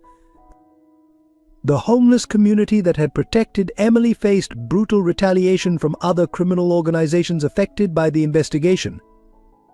Mr. Johnson's car, his only shelter, was vandalized beyond repair. Ms. Rodriguez received threatening notes at her new apartment, forcing another relocation. The elderly couple who had helped document the financial crimes discovered their identity documents had been stolen, leaving them vulnerable to further exploitation. James Thompson's personal life crumbled under the weight of public scrutiny and private guilt. His engagement ended, his friends disappeared, and his family publicly disowned him to protect their own business interests. Insomnia became his constant companion as he lay awake in his now empty penthouse, haunted by memories of all the signs he'd ignored over the years. The restaurant staff, both innocent and complicit, suffered their own consequences. Those who had helped Emily lost their jobs as the restaurant closed, their association with the scandal making it difficult to find new positions despite their integrity. Even those who had remained neutral found their careers tainted by connection to Thompson's, their professional reputations collateral damage in the fallout. The most profound costs were psychological.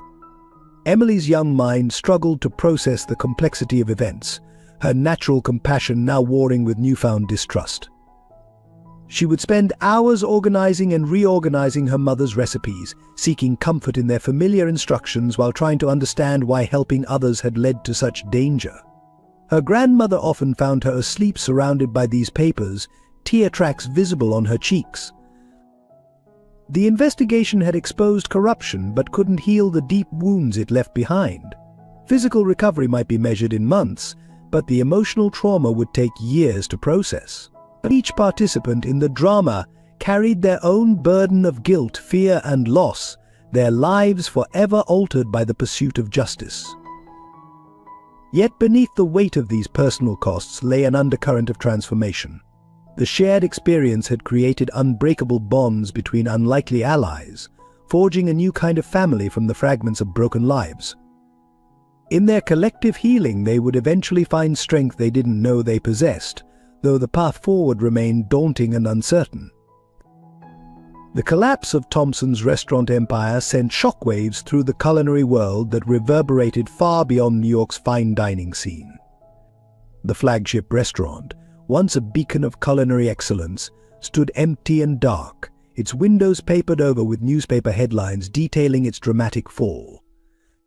The Michelin stars that had once gleamed proudly above the entrance were quietly removed one rainy morning, symbolizing the end of an era. All 15 restaurants in the Thompson chain closed their doors within weeks of the scandal breaking. Over 300 employees found themselves suddenly unemployed, from renowned chefs to dishwashers. The impact hit hardest during the holiday season, leaving families struggling to survive while bearing the stigma of association with a corrupted brand. Even staff members who had worked at locations untouched by criminal activity found their resumes tainted by the Thompson name. The financial devastation spread like wildfire through the supply chain. Small farmers who had exclusively supplied Thompson's restaurants faced bankruptcy. Artisanal producers who had built their businesses around the restaurant's demands saw years of work evaporate overnight. Wine merchants were left holding millions in inventory specifically curated for Thompson's cellars, now worthless without their prestigious buyer. Real estate values in neighborhoods surrounding Thompson's restaurants plummeted. Other businesses that had benefited from the restaurant's overflow traffic struggled to survive. Luxury boutiques, high-end bars, and complimentary services that had clustered around Thompson's locations found themselves in rapidly deteriorating neighborhoods as the wealthy clientele disappeared. The corporate structure imploded spectacularly. Shareholders watched their investments evaporate as stock prices fell to pennies. Insurance companies denied claims, citing criminal activity exclusions. The banks called in loans, forcing fire sales of assets. The sophisticated financial network that had once protected the empire's wealth became a trap, preventing even legitimate assets from being salvaged. International partnerships crumbled as the scandal spread globally. Hotels that had paid premium licensing fees to host Thompson-branded restaurants frantically rebranded their dining spaces. Cookbook publishers pulped thousands of copies of Michael Stewart's works. Television networks scrambled to fill programming slots once occupied by cooking shows featuring Thompson's chefs. The culinary school associated with Thompson's, once a prestigious launching pad for aspiring chefs, closed mid-semester. Students were left with massive loans but worthless credentials, their dreams of culinary careers tainted by association. Staff members who had dedicated their careers to education found their teaching references meaningless in the industry's new reality.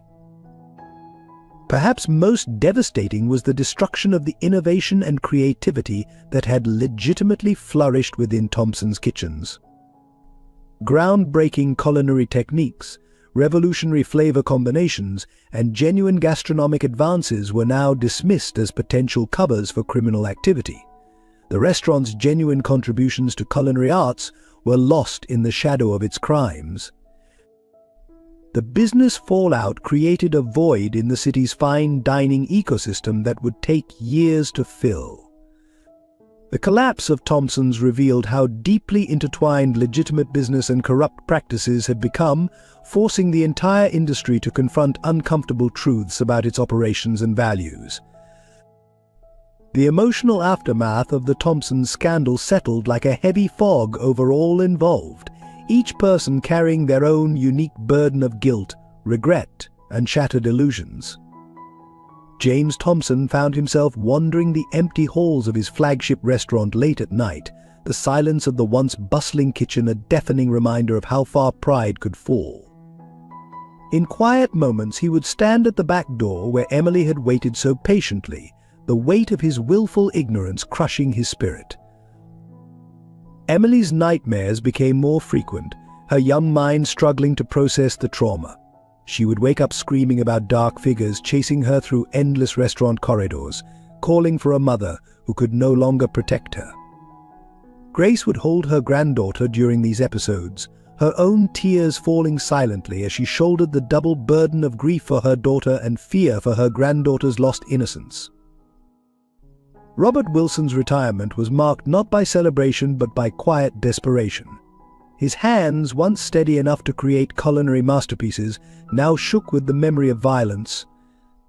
The chef spent hours writing detailed accounts of everything he had witnessed over the years, as if putting the truth on paper could somehow absolve him of his years of silence. His grandchildren's visits became painful reminders of the childhood Emily had lost. The homeless community that had been part of Emily's food distribution network felt the loss of purpose most keenly. Mr. Johnson would still stand guard at his old post near the restaurant, protecting a door that no longer opened. MS. Rodriguez's children would ask daily when little Emily would bring more food, their innocent questions piercing their mother's heart. The elderly couple, who had helped document the fraud, spent their days organizing their evidence notebooks over and over, trying to find meaning in the chaos. Staff members who had turned a blind eye to the corruption found themselves haunted by memories of small moments when they could have spoken up. Late-night conversations in empty bars revolved around shared guilt and missed opportunities. Those who had actively helped Emily faced different demons, questioning whether they could have done more to protect her or expose the truth sooner. The weight of lost dreams pressed heavily on the culinary students whose careers had been derailed. Their kitchen whites hung unused in closets, their knife sets gathered dust, and their passion for cooking was tainted by association with corruption. Many found themselves unable to even enter restaurants, the smell of professional kitchens triggering anxiety attacks. Perhaps the most profound emotional toll was the loss of trust. Emily's natural inclination to help others warred with her new understanding of human darkness. Grace's belief in justice was shaken by how long corruption had gone unchecked.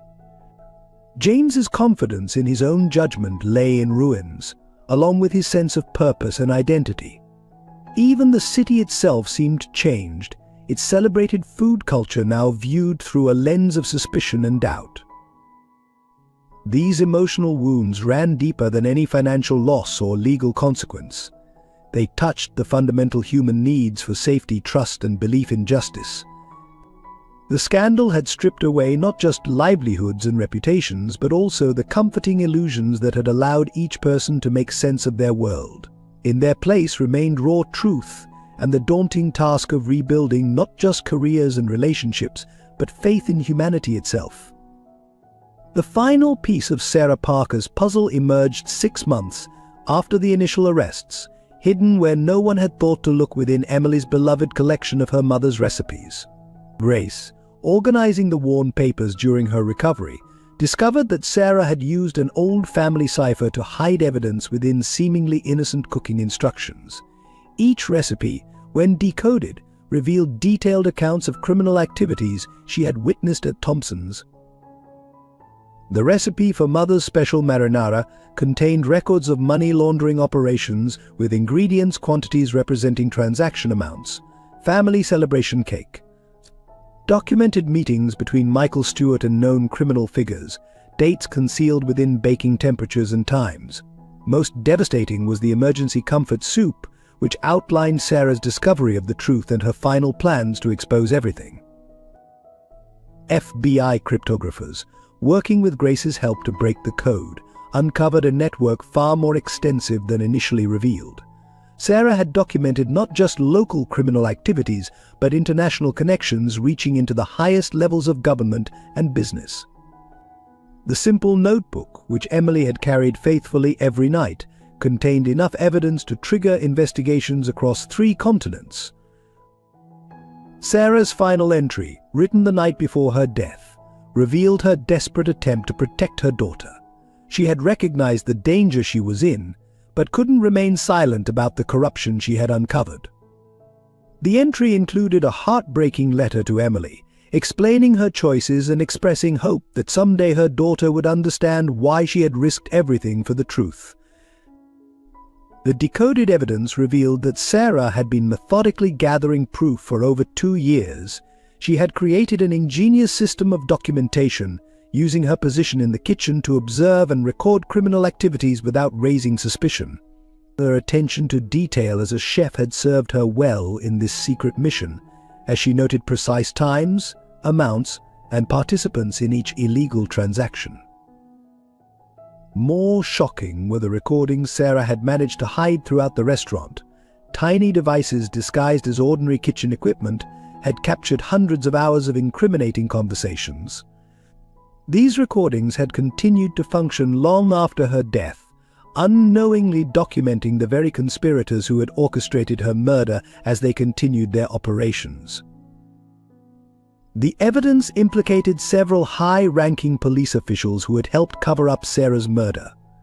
Their involvement explained why the initial investigation had been so quickly dismissed as an accident. The corruption reached into the district attorney's office, with certain prosecutors having deliberately buried evidence that could have exposed the truth years earlier. Emily's nightly food distribution route, it turned out, had unknowingly followed the same path her mother used to track suspicious deliveries. The people Emily helped were often in locations that provided perfect vantage points for observing the restaurant's illegal activities. Sarah had built relationships with these same community members, using their observations to verify her suspicions. The decoded recipes also revealed something that brought both pain and pride to Grace. Sarah had discovered the truth about how her mother's investment had been stolen. She had been gathering evidence to restore Grace's rightful ownership of the restaurant, determined to right the wrong done to her family. This discovery had likely been what sealed her fate, as it threatened to expose the criminal organization's origins. The final evidence painted a picture of a mother torn between exposing corruption and protecting her child. Sarah had created multiple contingency plans, including trust funds and safety deposits hidden under aliases, intended to protect Emily if anything happened to her. She had even documented emergency procedures for Grace to follow, though these instructions had been lost in the chaos following her death. As federal agents pieced together Sarah's evidence, they uncovered a level of forethought and courage that left even hardened investigators moved. She had known the risks, understood the likely consequences, yet had persisted in gathering evidence, driven by a determination to create a more just world for her daughter. The recipe notebook, which had seemed like a simple collection of family memories, was revealed as Sarah's final gift to Emily, not just evidence of crimes, but proof of her mother's incredible courage and integrity. Each encoded recipe represented not just criminal evidence, but a mother's love and determination to protect both her child and her principles, even at the ultimate cost. The revelation of Sarah Parker's encoded recipe book ignited a media firestorm that transcended the original scandal. Major newspapers ran front-page stories with titles like "A Mother's Final Recipe Justice Served Cold" and "Kitchen Confidential: How a Chef's Codes Cracked a Criminal Empire." The public's fascination with the combination of culinary expertise and covert documentation captured the nation's imagination. Social media exploded with trending hashtags like Sarah's Recipes and Justice in the Kitchen. Food bloggers began analyzing Sarah's actual recipes, discovering that even the legitimate cooking instructions were masterpieces of culinary innovation. Her dual legacy as both a brilliant chef and a courageous whistleblower sparked intense discussions about morality in the restaurant industry. Television networks scrambled to produce documentaries about Sarah's life and death. Food Network aired a special series examining how she had used her culinary knowledge to create an unbreakable code. True crime channels focused on the brilliant way she had hidden recording devices in kitchen equipment. Each new revelation added layers to the public's understanding of her sacrifice. The homeless community that had been part of both Sarah's and Emily's networks became unexpected celebrities. News crews sought interviews with those who had unknowingly helped monitor criminal activities. Their stories of Sarah's kindness, combined with her strategic use of their observations, painted a picture of someone who had merged compassion with justice in remarkable ways. Professional chefs worldwide began incorporating tributes to Sarah in their menus. High-end restaurants offered Sarah Parker specials with proceeds going to anti-corruption initiatives and food security programs. Culinary schools added ethics courses to their curricula, using her story to teach the importance of integrity in the industry. The public's emotional investment in the story intensified when Emily's role became clear. The image of a 5-year-old girl unknowingly carrying crucial evidence while feeding the hungry seemed almost too perfectly poignant to be real. News outlets handled this aspect with unusual sensitivity, respecting the family's privacy while celebrating Emily's unconscious role in completing her mother's mission. Law enforcement agencies faced intense public scrutiny over their initial handling of Sarah's death. Protests erupted outside police headquarters when details of the cover-up emerged. Reform activists used the case to demand changes in how police investigated suspicious deaths, particularly those involving corporate interests. The culinary industry underwent a profound period of self-examination.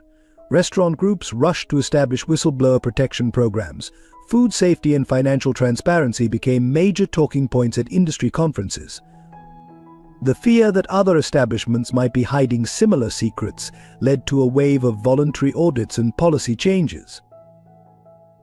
Grace Parker's story sparked discussions about investor protection and corporate accountability. Business schools used the case to examine how legitimate enterprises could be corrupted from within. The sophisticated way Sarah had documented financial crimes became a case study in forensic accounting programs. The public's response went beyond mere interest in scandal. People were moved by the multiple layers of the story: a mother's love, a daughter's unwitting courage, a grandmother's lost dreams, and a community's role in serving justice. The human elements transformed what could have been a simple true crime story into a powerful narrative about integrity, sacrifice, and redemption. As Sarah's coded recipes were carefully deciphered and published with sensitive information redacted, they became bestsellers. People were fascinated by how she had woven complex criminal evidence into seemingly simple cooking instructions. Each recipe told two stories, one about food and family, another about corruption and courage. The impact rippled through popular culture. Multiple book deals were offered for the story. Hollywood producers competed for movie rights. Television shows incorporated elements of the case into their plots. Sarah Parker became a symbol of quiet resistance and moral courage, her story inspiring others to speak up against corruption in their own industries. Perhaps most significantly, the public reaction created lasting change in how society viewed the relationship between wealth, power, and accountability. Sarah's methodical documentation of criminal activities, combined with Emily's innocent distribution of food to the hungry, highlighted the stark contrasts that had allowed corruption to flourish. The story's ability to unite people across social and economic boundaries proved remarkable. Wealthy restaurateurs and homeless individuals found themselves discussing the same events from different perspectives. The public conversation expanded beyond the specific case to address broader issues of social justice, corporate responsibility, and moral courage. James Thompson's personal revelation came gradually, like a complex sauce reducing to reveal its essential truth. Sitting alone in his penthouse reviewing Sarah's decoded recipes, he finally understood the full weight of his willful ignorance. Each recipe entry forced him to confront how his pursuit of success had blinded him to the corruption festering within his empire. The realization that his signature appeared on documents that had helped cover up Sarah's murder left him physically ill. Emily's understanding of her mother evolved as Grace carefully shared appropriate portions of Sarah's story. The 5-year-old began to see her nightly food deliveries not just as acts of kindness, but as a continuation of her mother's legacy. Her pride in carrying the recipe book everywhere took on new meaning, though Grace carefully protected her from the darker aspects of the evidence it contained. Emily's nightmares gradually transformed, with her mother now appearing as a guardian angel rather than a haunting absence. Grace experienced the most profound personal transformation. Learning how methodically Sarah had worked to expose the theft of her investment while protecting Emily gave her renewed strength. Her daughter's courage helped her overcome the shame of having lost the family's financial security, replacing it with fierce pride. During her physical therapy sessions, Grace would recite Sarah's recipes from memory, drawing determination from each hidden message of resistance. Robert Wilson's guilt over his years of silence transformed into a dedication to preserving Sarah's legacy. He began working with culinary schools to develop ethics programs, sharing his first-hand experience of how silence enables corruption. His testimony about watching Sarah's investigation unfold, combined with his own detailed observations over the years, provided crucial context for prosecutors building cases against higher-level conspirators. The homeless community that had been part of Sarah's unofficial surveillance network discovered a new sense of purpose. Mr. Johnson, learning how his regular observations had contributed to Sarah's investigation, began training other veterans in security and observation techniques. MS. Rodriguez organized community watch programs, teaching others how to document and report suspicious activities safely. For the restaurant staff who had remained ignorant of the corruption, the revelations brought mixed emotions. Many struggled with guilt over not noticing the signs, while others felt betrayed by colleagues they had trusted. Those who had helped Emily now understood they had been part of a larger mission, though this knowledge brought both pride and renewed grief for Sarah's death. Michael Stewart, facing life imprisonment, experienced his own devastating revelation. Sarah's meticulous documentation stripped away his carefully constructed image, revealing him as a man who had sacrificed his genuine culinary talent for criminal gain. In custody, he would obsessively write his own recipes, perhaps trying to recapture the passion for food he had lost to greed.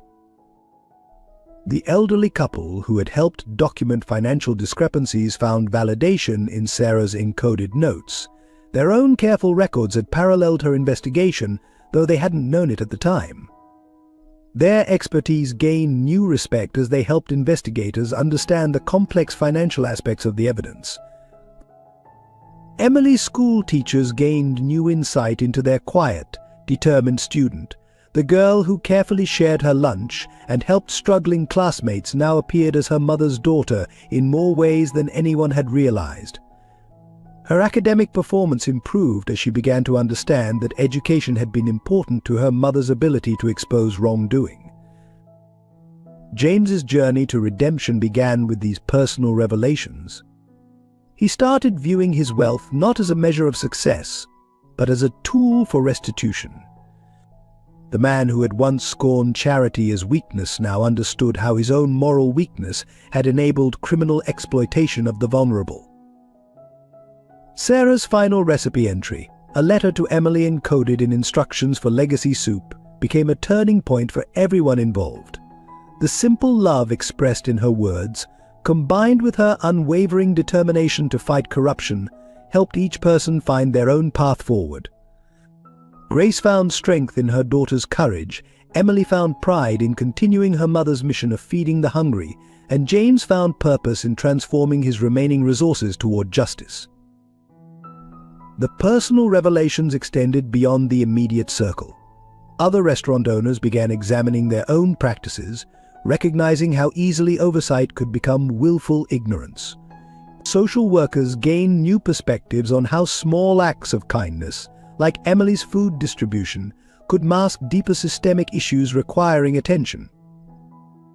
These individual transformations, sparked by Sarah's encoded recipes, proved as significant as the criminal evidence they contained. Each person touched by the case emerged changed, their understanding of responsibility, courage, and justice fundamentally altered by the story of a chef who had used her culinary skills to fight corruption while protecting her daughter's future. Justice arrived in waves, each more significant than the last. The first round of convictions focused on Michael Stewart and his immediate associates. The evidence from Sarah's encoded recipes proved devastating in court, leaving no room for plea bargains. Stewart received multiple life sentences for Sarah's murder, racketeering, and numerous other charges. His famous face, once featured on cooking shows, now appeared on prison documentation. The investigation expanded internationally, following leads hidden in Sarah's recipes. Law enforcement agencies across 3 continents coordinated raids on connected criminal enterprises. The sophisticated money laundering network that had used high-end restaurants as fronts collapsed. Bank accounts were frozen, assets seized, and dozens of seemingly legitimate business figures found themselves facing criminal charges. Grace Parker's investment case became a landmark in corporate fraud litigation. The clear documentation Sarah had provided of how her mother's shares had been stolen led to new precedents in investor protection law. The courts ordered not just financial restitution, but structural changes in how restaurant investments were managed and monitored. Grace's story became required reading in business ethics courses. Local law enforcement underwent substantial reform. The officers who had helped cover up Sarah's murder faced justice, their careers and freedom forfeit. But the police department established new protocols for investigating deaths involving corporate interests, with mandatory oversight from multiple agencies. Sarah's case became a teaching tool at the police academy, demonstrating how corruption could infect investigations. The health department officials who had ignored violations at Thompson's restaurants faced their own legal consequences. Their trial exposed a broader pattern of bribery and negligence in food safety oversight. The resulting reforms strengthened inspection processes and created new protections for whistleblowers in the food service industry. James Thompson's cooperation proved crucial in securing convictions. Though he faced penalties for his negligent oversight, his active assistance in exposing the full scope of corruption earned him consideration. The courts mandated that he use his remaining resources to establish a foundation supporting food security and anti-corruption initiatives, turning his business expertise toward restitution. The legal system's response extended beyond criminal proceedings. Civil courts processed dozens of related cases, from wrongful termination suits filed by former employees to class action lawsuits from defrauded investors. Each case added new layers of accountability and established stronger protections against similar schemes. Most significantly, Emily and Grace finally received formal recognition of their family's role in exposing the corruption. The courts ensured their future security through proper management of recovered assets. Sarah's posthumous whistleblower status entitled them to substantial rewards from the recovery of illegal proceeds, though both insisted most of it go to supporting food security programs. The justice system's thorough response to the case sent ripples through the restaurant industry. Other establishments rushed to address similar vulnerabilities, leading to a wave of self-reporting and voluntary reforms. The fear of being another Thompson's drove significant changes in how high-end restaurants handled their finances and operations. The process of healing began in small ways, like tender shoots emerging after a forest fire. Emily's nightmares gradually subsided, replaced by dreams of cooking with her mother in a warm, safe kitchen. Her school counselor noted significant improvements in her emotional stability as she began to understand her role in completing her mother's mission. The pride of carrying on Sarah's legacy of helping others gave her a sense of purpose unusual for a child her age. Grace's physical recovery paralleled her emotional healing. With proper medical care finally accessible, her rheumatoid arthritis became manageable. More importantly, the validation of her daughter's courage and the return of her stolen investment restored her sense of dignity. She began teaching Emily to cook using Sarah's actual recipes, these shared moments becoming a form of therapy for both grandmother and granddaughter. Robert Wilson found peace in mentoring young chefs, emphasizing ethics alongside culinary skills. His cooking classes for homeless youth, conducted in a community center kitchen, helped him process his guilt while creating positive change. The sound of laughter and sizzling pans replaced the haunting memories of Sarah's last days. His grandchildren became regular helpers in these classes, bridging the generation gap with flour-dusted hands. James Thompson's redemption came through active participation in rebuilding what his negligence had helped destroy.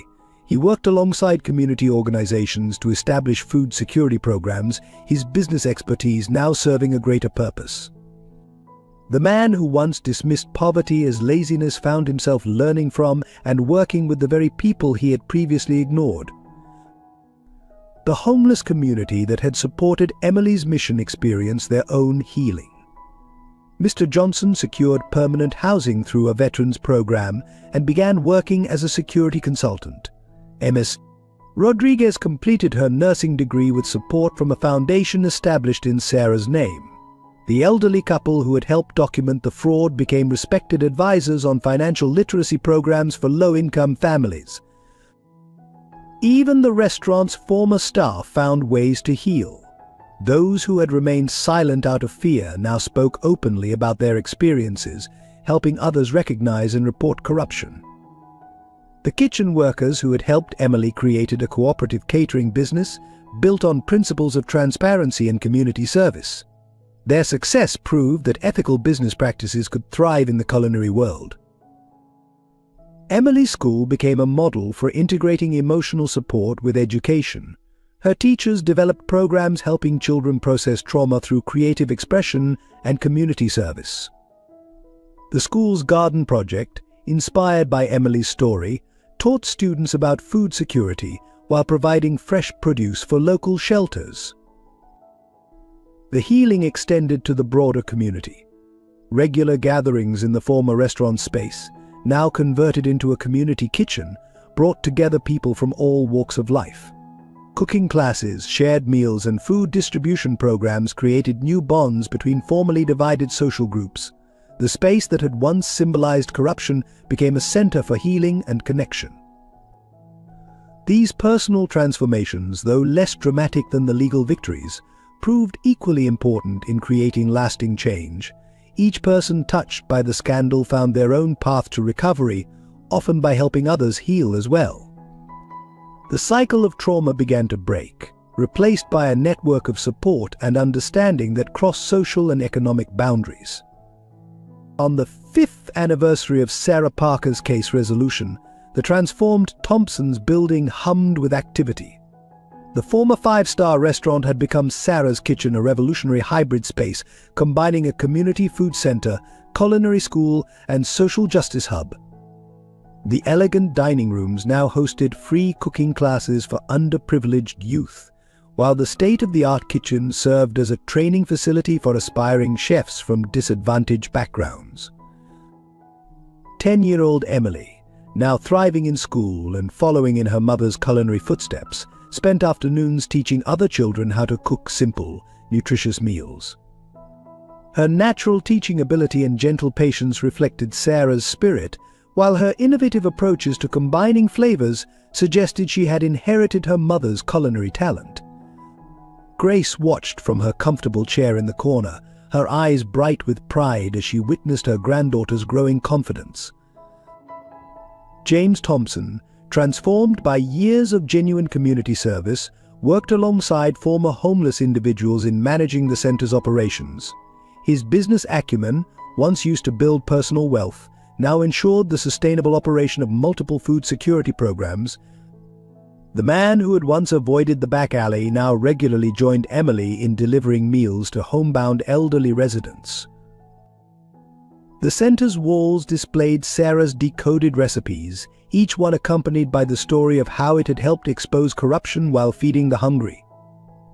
These installations served as both historical record and inspiration, reminding visitors that justice and compassion could flourish in unexpected ways. Culinary students studied not only cooking techniques but also the ethical principles Sarah had woven into her work. Robert Wilson, though retired from professional cooking, led weekly masterclasses where he shared both culinary wisdom and life lessons about integrity. His sessions always ended with preparing meals for local shelters, continuing the tradition of care that Sarah had begun.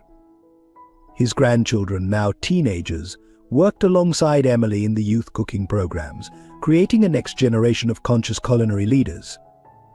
The community that had supported Emily's mission flourished. Mr. Johnson headed the center's security team, ensuring that the space remained safe and welcoming for all. MS Rodriguez coordinated health education programs alongside cooking classes. The elderly couple who had helped document the fraud now taught financial literacy alongside basic cooking skills, helping others avoid exploitation while learning to feed themselves well. Sarah's Kitchen became a model for similar centers across the country, demonstrating how combining food security with education and community building could create lasting social change. The foundation established from recovered assets supported the expansion of this model, while Emily's story inspired others to see how small acts of kindness could spark significant transformations.